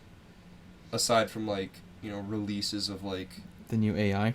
Or... Yeah, ChatGPT, I really enjoyed learning about that and messing around with it. Like, certain games and stuff. Like, what's fun with this? I don't mean to interrupt, but what's fun with this podcast is we started, like, kind of at not the very beginning, but, like, we started to notice this AI stuff, DALL-E, and then ChatGPT, now Vision Pro. It's like we can use this as like an archive. Yeah. Like look through it, like the technological developments. Yeah, dude, and we're gonna go back to episode 9 where Dan was talking about an AI sperm bank. And see if it's real. Yeah, and then it's gonna be real, and we're gonna be like, Dan, you called it. You called it. Oh my god. Oh, dude, but I mean, there's everybody out there. Just do a little bit of research on the Vision Pro. Just watch a few videos. It honestly will blow you away. And Apple does such a good job of like marketing it. Like their advertising is so clean. It's just honestly a wonder. They're one of the best companies out there in every form. They're leading the way in a lot of stuff. It's very interesting how you can look at this in a positive aspect and it looks amazing. Mm-hmm. But then if you go down the other turn and go down the negative aspect, it looks super ugly. Yeah, it does. We'll have to come back to this on a different episode. For sure, yeah. Yeah, that's interesting how, I bet you there are some, like, me right away, like, it just is all positive. But there's definitely some people who can maybe grasp it a little bit better, who are really seeing the negatives, like you're saying. So, it's I like to be optimistic, but, realistic. I just like to think of both sides, Yeah. Like, okay, this is great, but, pessimism has its benefits, Mm-hmm. You get to see what could be bad. Yeah. But in relation... Oh, wait, what? No, I was gonna say, it'll be a fun toy. Like watching movies and stuff on, like, ultra-wide full screen. On their thing, it was, like, they had Avatar playing, mm-hmm. and... It's like your room is lit up with the blue tint, and then you have like the shadow of the screen, like hanging mm-hmm. in your room. That makes it so immersive. Right? Like imagine, dude, the breathwork one, where like the I didn't watch the ad. I just watched the review. Okay, yeah, a girl sitting there and she's like doing the apple breathing thing, and it's just like these like leaves that are just covering the whole room, and it's just like moving and stuff. That's really nice. It's like super immersive all around. It's not forced onto like, just in front of you. Like it's all around. It's your peripherals, it's everything. Wow. Yeah. I want to ask Alvin also what he thinks about that. Oh, that's a spoiler.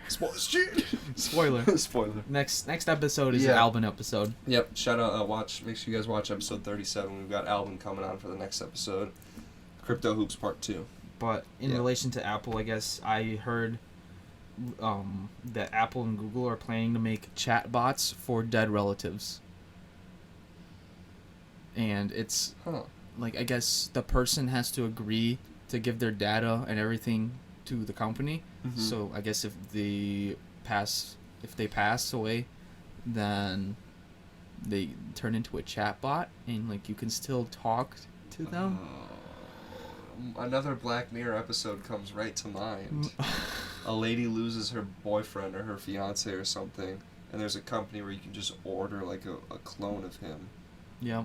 And it uses like data from everything that he's put online. That one just immediately I go to the negative. Well, it's like you can clone a dog right now, right? Yeah. You can get a clone of your dog, and it's like that's the moral thing is like, do you want the same? It's kind of weird to have the same dog, but knowing it died. Mm-hmm. You get that joy.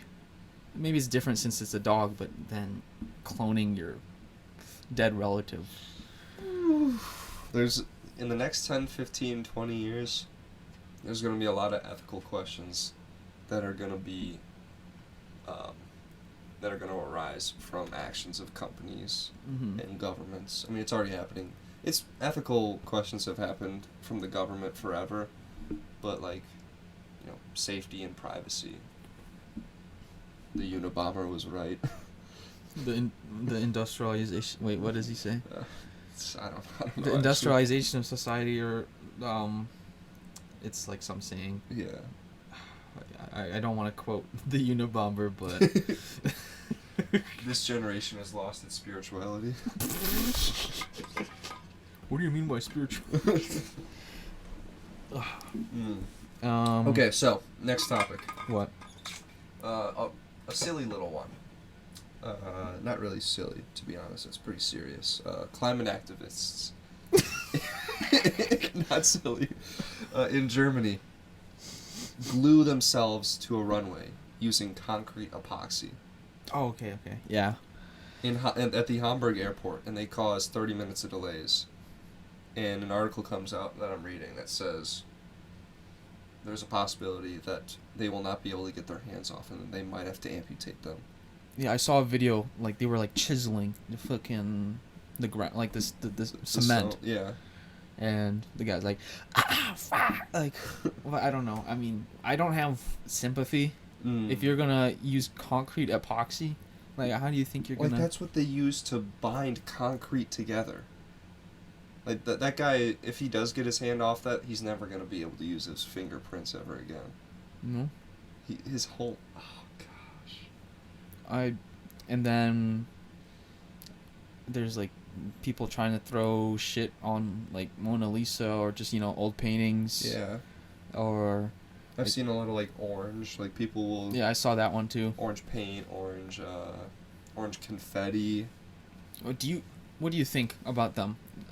These climate activists, like, protesting in this type of way? I'm not for or against climate change, because one, I'm not educated enough on it, and two, I just don't think it's valuable to have a stance, because then I might be swayed a certain way when I'm receiving information about it. What do you mean for or against? You mean like I believe it's happening, or I don't believe it's happening. Or so you don't think that climate's changing? Or I'm taking in information as an unbiased, non-committal party, I guess. That's kind of pussy shit, though. Come on, take one side. Either you think it's a scam or it's science. No, but then that's gonna alter the way that I receive this information. That's like why that's why I don't really... Are you denying the wildfire smog that entrenched you guys for like a week? Not at all. Or the record-breaking temperatures in Texas, or 100 or 95 degrees in Spain and France? Not at all. No, I believe those are all happening. I know they're all happening. But we don't get snow till February. Let it snow, let it snow, let it snow. The climate is changing. The climate's always changing. I'm just busting your balls. I know. I get what you're saying. Yeah, we go through 4 seasons every year, so obviously the climate's changing. No, I don't know. Like, the climate's definitely changing, but it's changed over millions of years. But it always changes. We're accelerating the change. True. We've adapted, not only us, nature has adapted to millions and millions of years of the climate. Evolution is slow, and you have a relatively stable, like, yeah, it's been like the world temperatures would increase and then they would decrease, but these are Milankovitch cycles that go over 100 million years of like slow but with a trend change. But now we've introduced greenhouse gases that there would be no time in the past where you pull up carbon from the soil and then just release it into the air. Like, the only other way you do that is like a volcano erupting or an asteroid hitting. Right, which is a super low percentage. So we're abruptly changing the environment, and humans have the ability to adapt, but animals have just their own adaptations that they're limited to. Yeah. So, like, they're used to, let's say, 60-degree weather, and now it's turning to 80-degree weather. that's a 20-degree difference. You know, Right. there's less water, maybe not enough food, or like trees are dying, they won't have their food. Mm-hmm. So that's like the bigger problem is animals and I guess people too are not adapted to The higher yeah. well, just like whatever the climate's changing to. Right. So that's like the problem. Yeah, I think also the effort that a lot of people say that they're making, chiefly in the form of EVs, is not really helping. Mm-hmm. If anything, it's like just the problem is sustaining through EVs, because how do you build those EVs? Mine lithium. Is you you have big lithium that or the other giant metal, lithium mines, cobalt mines. and to mine those things, it's about like 8,000 gallons of diesel for each battery in one of those EVs. Yeah. Which is equivalent to like the life cycle of like coal plants to charge the electric cars. Yeah, there's plenty of ways that you can stop accelerating the rate that we're hurting the environment, but I don't think necessarily EVs are that answer right now. But I'd love to drive one, because I wouldn't have to pay for gas. Just for that reason. I mean, but I don't know, if you're buying an EV for environmental reasons, I think that's not the reason. I think you should watch out with moving that thing. It might be affecting these. Yeah, it might be making noise. My bad. It's okay. I'll call you out. Not like the guitar.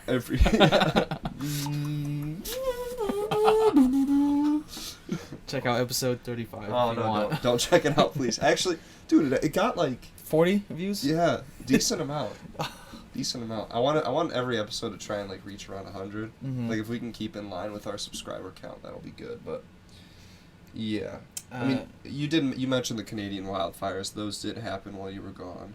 Yeah. Those are east of Ontario. Is that? Yeah. Is that what I'm? Yeah, I think it was like kind of above where like New York would be. Like yeah. North from there. Yep.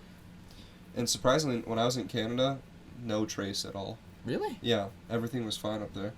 It was worse that one little 3-day stretch in Chicago than it was when I was up there. Okay. But yeah, those were bad. And that's the worst that they've been, probably.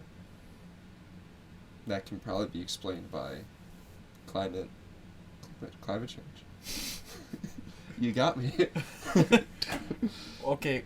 We can it's a deep, not deep, it but is deep. You can't just have a 5-minute conversation about it. Yeah, but we will right now, and then we'll move on to something else. Because it's always fun to kind of like just debate those things. Because we didn't really prepare for any of that stuff. What would you like to move to next? Andrew Schultz and Steiny beef. Yes. Oh my gosh. So, Andrew Schultz is a comedian, and Steiny is a co-host of the Full Send podcast. Mm-hmm. And Steiny, if I'm being honest, I think almost everybody hates him. Yeah. Like, I think he's funny, but you know he's very a hateable person. Yeah. On the podcast. He's like a real life character. Like Schultz was so on the money when he was calling him like a hater. Like that's a character he's playing. Yeah. And during one of those clips, Steiny was like, "Yeah, I am playing a character, but not really." So it's like, I don't know. Everything that I've heard about his background and how he came up does lead me to assume that that's kind of like how he is. He's kind of like one of those people that just conforms to whoever's around them to try and get them to like him, or, as he calls it, to be bros. It was funny though because Andrew Schultz started hitting on him because he was on his phone. Yeah. And like Andrew Schultz like, this boring ass podcast, man. You got me on here and you're on your phone. Yeah. Like... Yeah. So what are you mad about right now? To be honest, you on your phone. And he's like, "Oh, dude, I was just looking at my notes app," and then. What? But later he said he sent a text. Yep. He literally fucking lied. What a guy, dude. What a guy. But it was kind of funny, and I kind of I really did start to see what Schultz was talking about, how Steiny and Kyle have like a weird dynamic, because like during that whole situation, Kyle was kind of like talking shit about Steiny. Mm-hmm. So every Nell podcast that I've seen that has Bradley Martin in it has always just been so much better. Because I really enjoy listening to him, and he drives the conversation well, as Schultz was... There's one where they got hella heated, like Bradley and Steiny. Yeah. They're funny together, dude. It was like Bradley just saying, like, he brought up Steiny, and then Steiny's like, what the F do you mean? What the F? And then Bradley's like, like going full bro mode on him. Like, it's so funny to hear them get heated. Yes. Dude, I would never want to get on Bradley's bad side. That guy is so massive, and he's so strong. It's outrageous. Is he geared up? He's like, what, mid-30s, late 30s? I could see it. I mean, why wouldn't he be? He should be, right? Has he said it? I don't know. I don't know if he claims to be natural or not. But there's, like, so many supplements you can take that, you know, really all you need to do is just not take steroids, and then you can claim natty. Mm-hmm. Or just anabolic, what is it called? Like androgynous hormones? Yeah. If you stay away from, like, hormones. I don't know. But yeah, dude, the Steiny, like... And then Schultz and Steiny were both claiming that the other party was the one who didn't want the podcast to be released. Oh, yeah. And then now Schultz was going out on his podcast saying, drop the video. And then, you know, Steiny was still kind of reluctant. And then they actually did drop the full podcast. I didn't know that they did. I on the plane, I listened to that the Full Send podcast where they talked about it. Yeah. But I didn't realize that they released it. I didn't even know this was a thing. I guess because that's when they first mentioned the Andrew Schultz one. Yeah. But the thing did you listen to the whole thing? No, I didn't. I just watched that clip you sent. Yeah. There was another video recommended. It was like 12 minutes of Schultz roasting Steiny. And it pretty much got the whole gist of, like, the entire piece. An interesting thing about that one, or another interesting thing, was Steve Will Do It was on that pod. I saw that. So anytime he pops up, he's, like, blurred out, which is pretty intense. That dude's, like, so blacklisted from YouTube that you can't even show his face. This doesn't relate, but... Shout out to Schultz and all comedians. I'll always back those guys. I love watching all their content on YouTube. But on that Full Send podcast, they had Aiden Ross on there, and they were talking about Kick, which is a new streaming platform. Mm-hmm. And, like, Aiden Ross signed up. XQC is on there. And I guess it's going to be, like, the different streaming platform where you're not censored, I guess. I think Tate's on there. No, he's on Rumble. He's on Rumble. Rumble is, I guess, the YouTube competitor. Oh, yes. My bad. But you can still stream. I mean, you can stream on YouTube. But I think I would say Kick and Twitch are competitors. And then YouTube and Rumble, yeah. if you want to say Rumble's a competitor. But it's weird that they blacklisted Steve for showing a gambling site or website, like, link on his fucking screen for like a second or something. Yeah. I don't know. There's got to be some sort of, like, something in, like, you know, legally that allowed them to do that. You know, was he on 2 strikes? Was that his 3rd strike? Yeah, was it an accident? No. I mean, legally, there had to have been some sort of protection that YouTube had that allowed or that stopped Steve from, like, pursuing any action, you know? Because, like, he could have taken that to a lawyer. Mm-hmm. And honestly, like, him fighting YouTube in court would have been some pretty cool content. Like, he could have made some content out of that. Yeah. Dude, it's like when I go to, like, a, you know, you see me at, like, an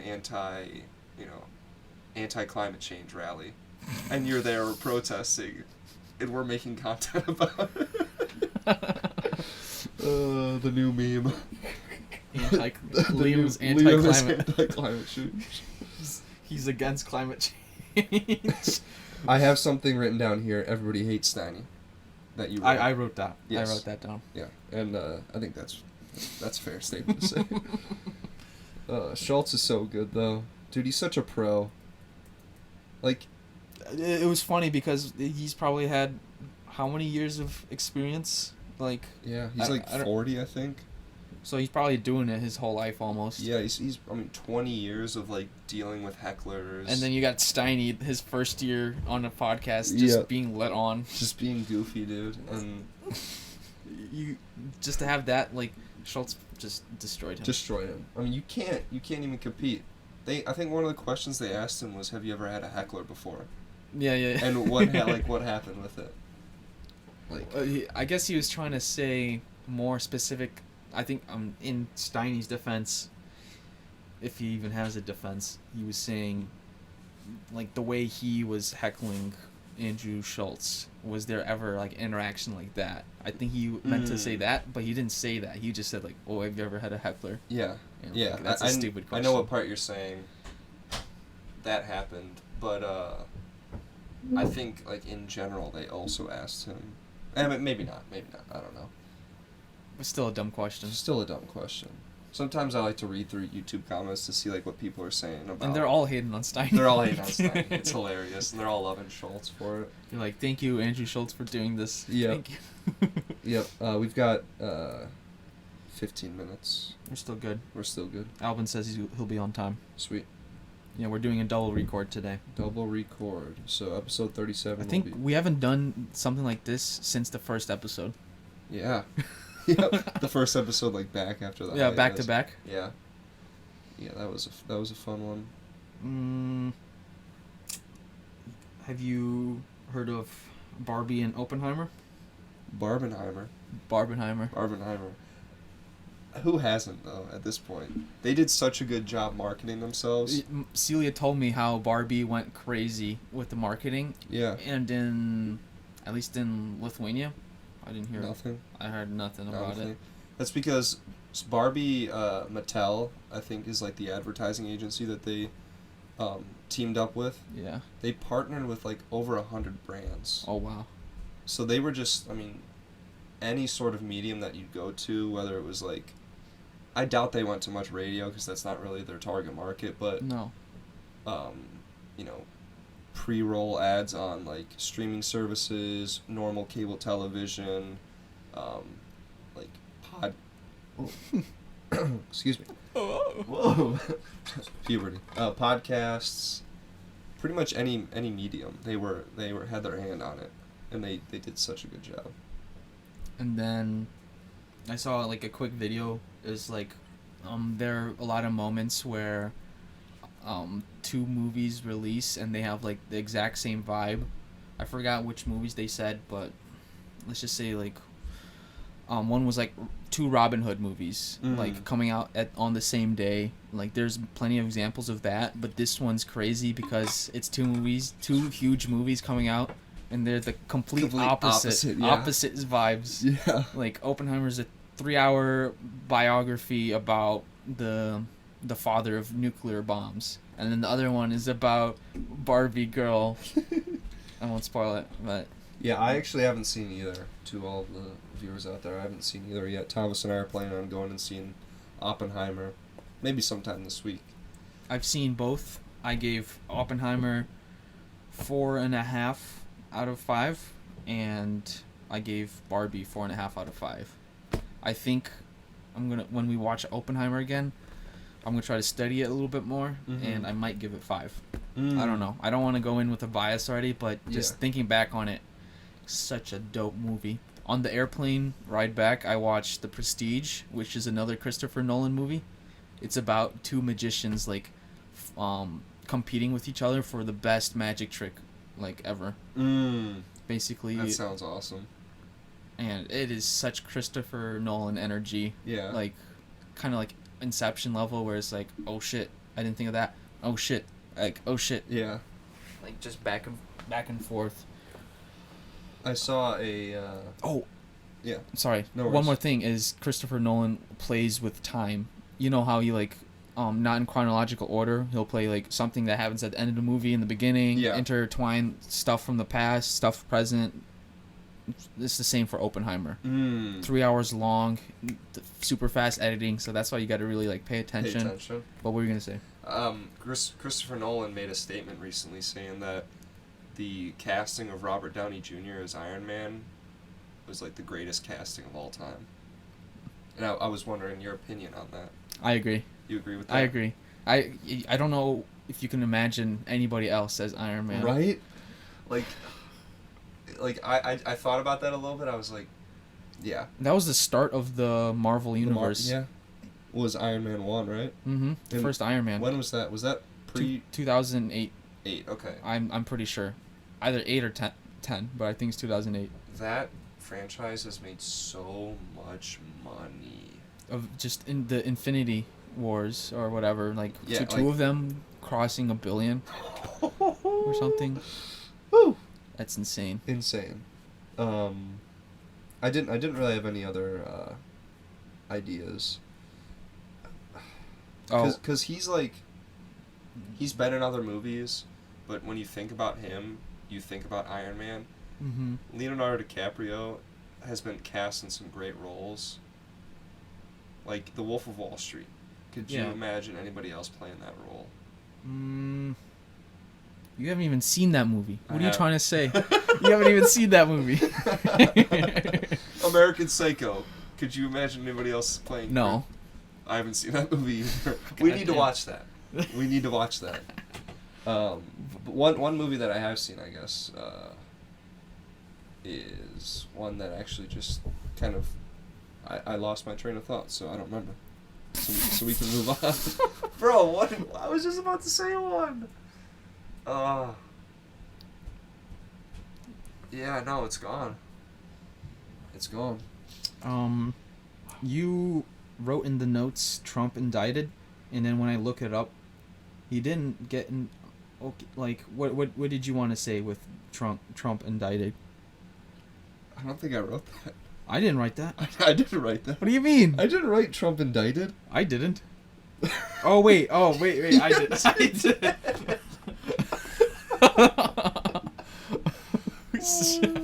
That's funny. I think I saw like news of it when I was in Lithuania. And I was like, oh, I guess that happened. But when I looked it up, I put question marks on these because I can't confirm. I put 10 minutes of research into this. Yeah. He has 3 indictments now. The one where we covered in a previous episode. What was it? Was it tax fraud? Was that the tax fraud? Or was it campaign funds? I think it was campaign funds because we were kind of joking about how he was using those on prostitutes. Yeah. Okay. So the first indictment was for campaign funds, and I guess I forgot about this one, the Mar-a-Lago thing. He has classified documents in this, basically in his bathroom, a clubhouse. That clubhouse for a country club, and he's just got classified documents strewn all over the place, boxes falling over, documents all over the floor, madness. And then now I guess he's gonna be indicted for the January 6th riots. Dang. So that's 3 separate things he's getting fucked on. He's probably gonna be found guilty for at least one of them. Yep. So that leads to the point. Where does he stand in possible presidency? Yeah. I don't think he's gonna qualify, and if he does, I don't know why people would want to vote him in. If, in my honest opinion, I know people are attacking him, the left are attacking him, but if a man's getting attacked for tax fraud, classified documents, and then under his presidency, you have the right-wing people coming to riot the Capitol building. I wouldn't want someone controlling the country that let that happen, or incited it, even yeah, because he was these elections are a hoax. Yeah, you're gonna get the people that support you to believe in that. Yeah. There's probably so much the iceberg of Trump and his presidency. We probably only know the tip of the iceberg. It just goes down so deep. It's crazy. I think investing so much time into politics is toxic, but I think it's important to know. Because I don't think we're going to talk about it, but I put Ukraine and NATO on here on the notes too. Yeah. Just knowing the geopolitics around the world, and then just knowing what's going on in your own government. and having at least an intelligent opinion on that is important. Yeah, I agree. Because I felt like, at least in Lithuania, it's a smaller country. A lot more people are more unified and pay more attention to world news.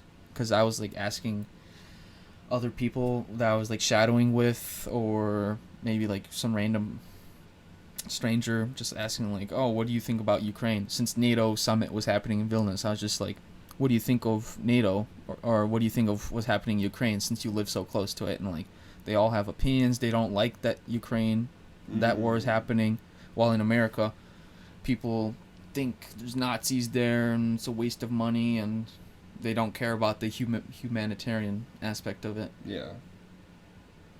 I saw on the previous podcast you were like, we're sending $46 billion. I think that's false. I think it's a little bit more. Oh.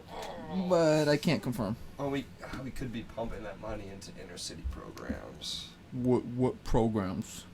What do you mean? Like, dude, I could not think of anything.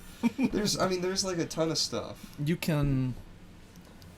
Just anything to keep children off of the streets and keep them involved in something. And I know, like, that is something that we're attempting to do now, and to what effect. It's working, but it's not really. But you could get it to the point where there is no option for them to be out on the streets. I don't know how that happen, what steps they would have to take for that to happen, but okay, we're running out of time. Yes. I have one last thing I want to talk about. Yes. Our plans for the future with the podcast / GPB channel. Ooh, okay. Just quick thoughts. Like, I think we've discussed, and I brought up the idea just maybe moving away from the podcast and try to make more, 10, 20-minute videos. Yeah. Try to create more content in that way, because these are super fun. These 2-hour-long podcasts, but not everyone watches 2 hours of podcasts. Right. But a 10-minute video is a lot more reasonable. Yeah. Like, if we wanted to prioritize growth, then we could sit down, heavily research, and talk about Trump's indictment for 20 minutes and upload that. Could be a possibility. I think we should always do some sort of long format, because I think those skills that you build doing this sort of talking is really good, especially, if we were to go into any sort of field, having like this sort of conversational skill is pretty good. That being said, I'm not opposed whatsoever to doing something like that. Or like, I don't know, just making like fishing videos, or a disc golf like vlog, I guess. Yeah, dude, like finding a specific niche. Like, I thought of one, since I've been getting into bird watching, just like come bird watch with Grandma's Pillbox or something. Yeah. And just, we go to the woods, or we go to a nice place, and it's either you and me, like, just, like, the vibe of hunting videos where you're like, I don't know, like, you're whispering, you're narrating what you're doing.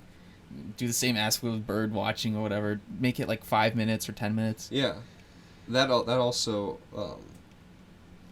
kind of brings up the thought of rebranding. Because if we were to go into a specific niche, it might benefit us to rebrand.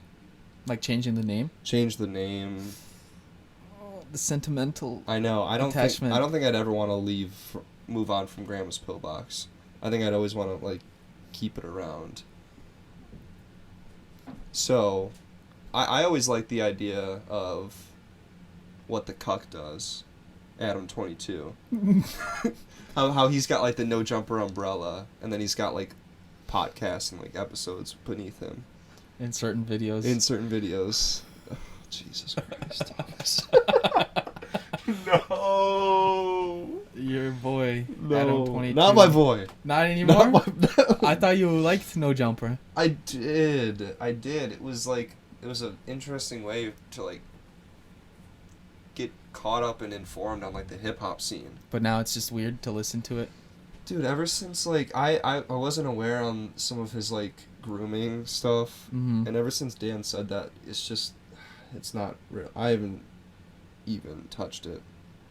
And usually a lot of the things that I watch is whatever pops up first on my recommended feed. Yeah. I usually never go to my subscriptions. I just refresh my recommended. Yeah, at this point, I'm the same, too. Yeah. Dude. Not my boy. Not my boy. I almost said my boy. My boy. My boy. I mean, because you. Do we even need to say what he did? No, I don't. We talked about it last episode. Go check out 35. 35 if you're really interested in Adam 22. Yeah, I don't know. I think leave in the comments below if you have an opinion on where we should take the Grandma's Pillbox IP. Because I think you related Adam 22 to this. Because I think it's like an interesting thing. There's an album on Spotify called Grandma's Pillbox. It's kind of like funk a little bit, which I think is such a coincidence that it's funk. Right. But like I listened to it. It was pretty dope. We should use it. We should reach out. Yeah, we should. That would be awesome. That's another thing, though, is, like, to legitimize this, there's, like, a certain, I think, step that we can take, which would be, like, you know, moving on from being just, like, a little whatever party. I don't know, what am I saying? I like your idea of having the webpage, like, blogging. Yeah. For every time a new episode comes out. Mm-hmm. Because, I mean, we caught up for this one, but we also talked about news topics. Right. And then use ChatGPT or whatever to create the vlogs and Dude. reel in people. Yeah. Yeah, I think that'll be something. So, yeah. It's hard. It's really hard to commit to something. And being a content creator is legit a full-time job. I mean, if you really want to take it to the moon, then yeah. Yeah. But I think, you know... Can we use the GPP credit card for ChatGPT Plus? for GPT-4? GPT-4? Yeah, of course. Wait, how much is it? We should get a business credit card. It's $20 a month. That's not bad. When I get a job, fuck it. We'll split in half. Yes. We'll split in half. I'm down. Oh my god. When we both get jobs, we can fucking... That's like nothing... Wait, what do you get? Access to GPT-4, faster response speed, exclusive access to beta features, browsing plugins, code interpreter, and I think it, is more recent information? Yeah, I think it's trained on more recent data. Shit. See? It's time. This is future. Upgrading. Future. Yeah, I hope to never stop this podcast. Yeah. Like... I know we wanted to fully dedicate this summer to it, but it's kind of hard. We both had our own things. For sure. But to never stop and, like, make these small incremental improvements to it. Yeah. We could take it somewhere. I agree. We were starting off with 5 views. Now we're getting, like, 40 on episode 35 of all episodes. Right, I did not expect that. Yeah, I think, like I was saying, this is just kind of an outlet where we can come and hang out. Mm-hmm. And... something where we both like doing, like a hobby. I've enjoyed the evolution. If we're not in the same area, we both buy Apple Vision Pros and we can set up like that type of shit for like a in-person podcast. Yeah. Oh my god. It's possible. That's weird to think about. It really is. I think we're at 2:25 right now. Yeah, let's end it, I think. Yeah. If anybody makes it this far, please leave a comment just about anything. What you think the future is like for the podcast. What do you think of Trump? What do you think of Adam 22? What do you think of the Apple Vision Pro? Like, share, and shout out to our big supporters: Czech, Otto, Celia, Joseph. I know I'm forgetting some people, but everybody that leaves comments and leaves love, we really appreciate you guys. Thank you. We'll see you next episode. Boom! Boom! Boom!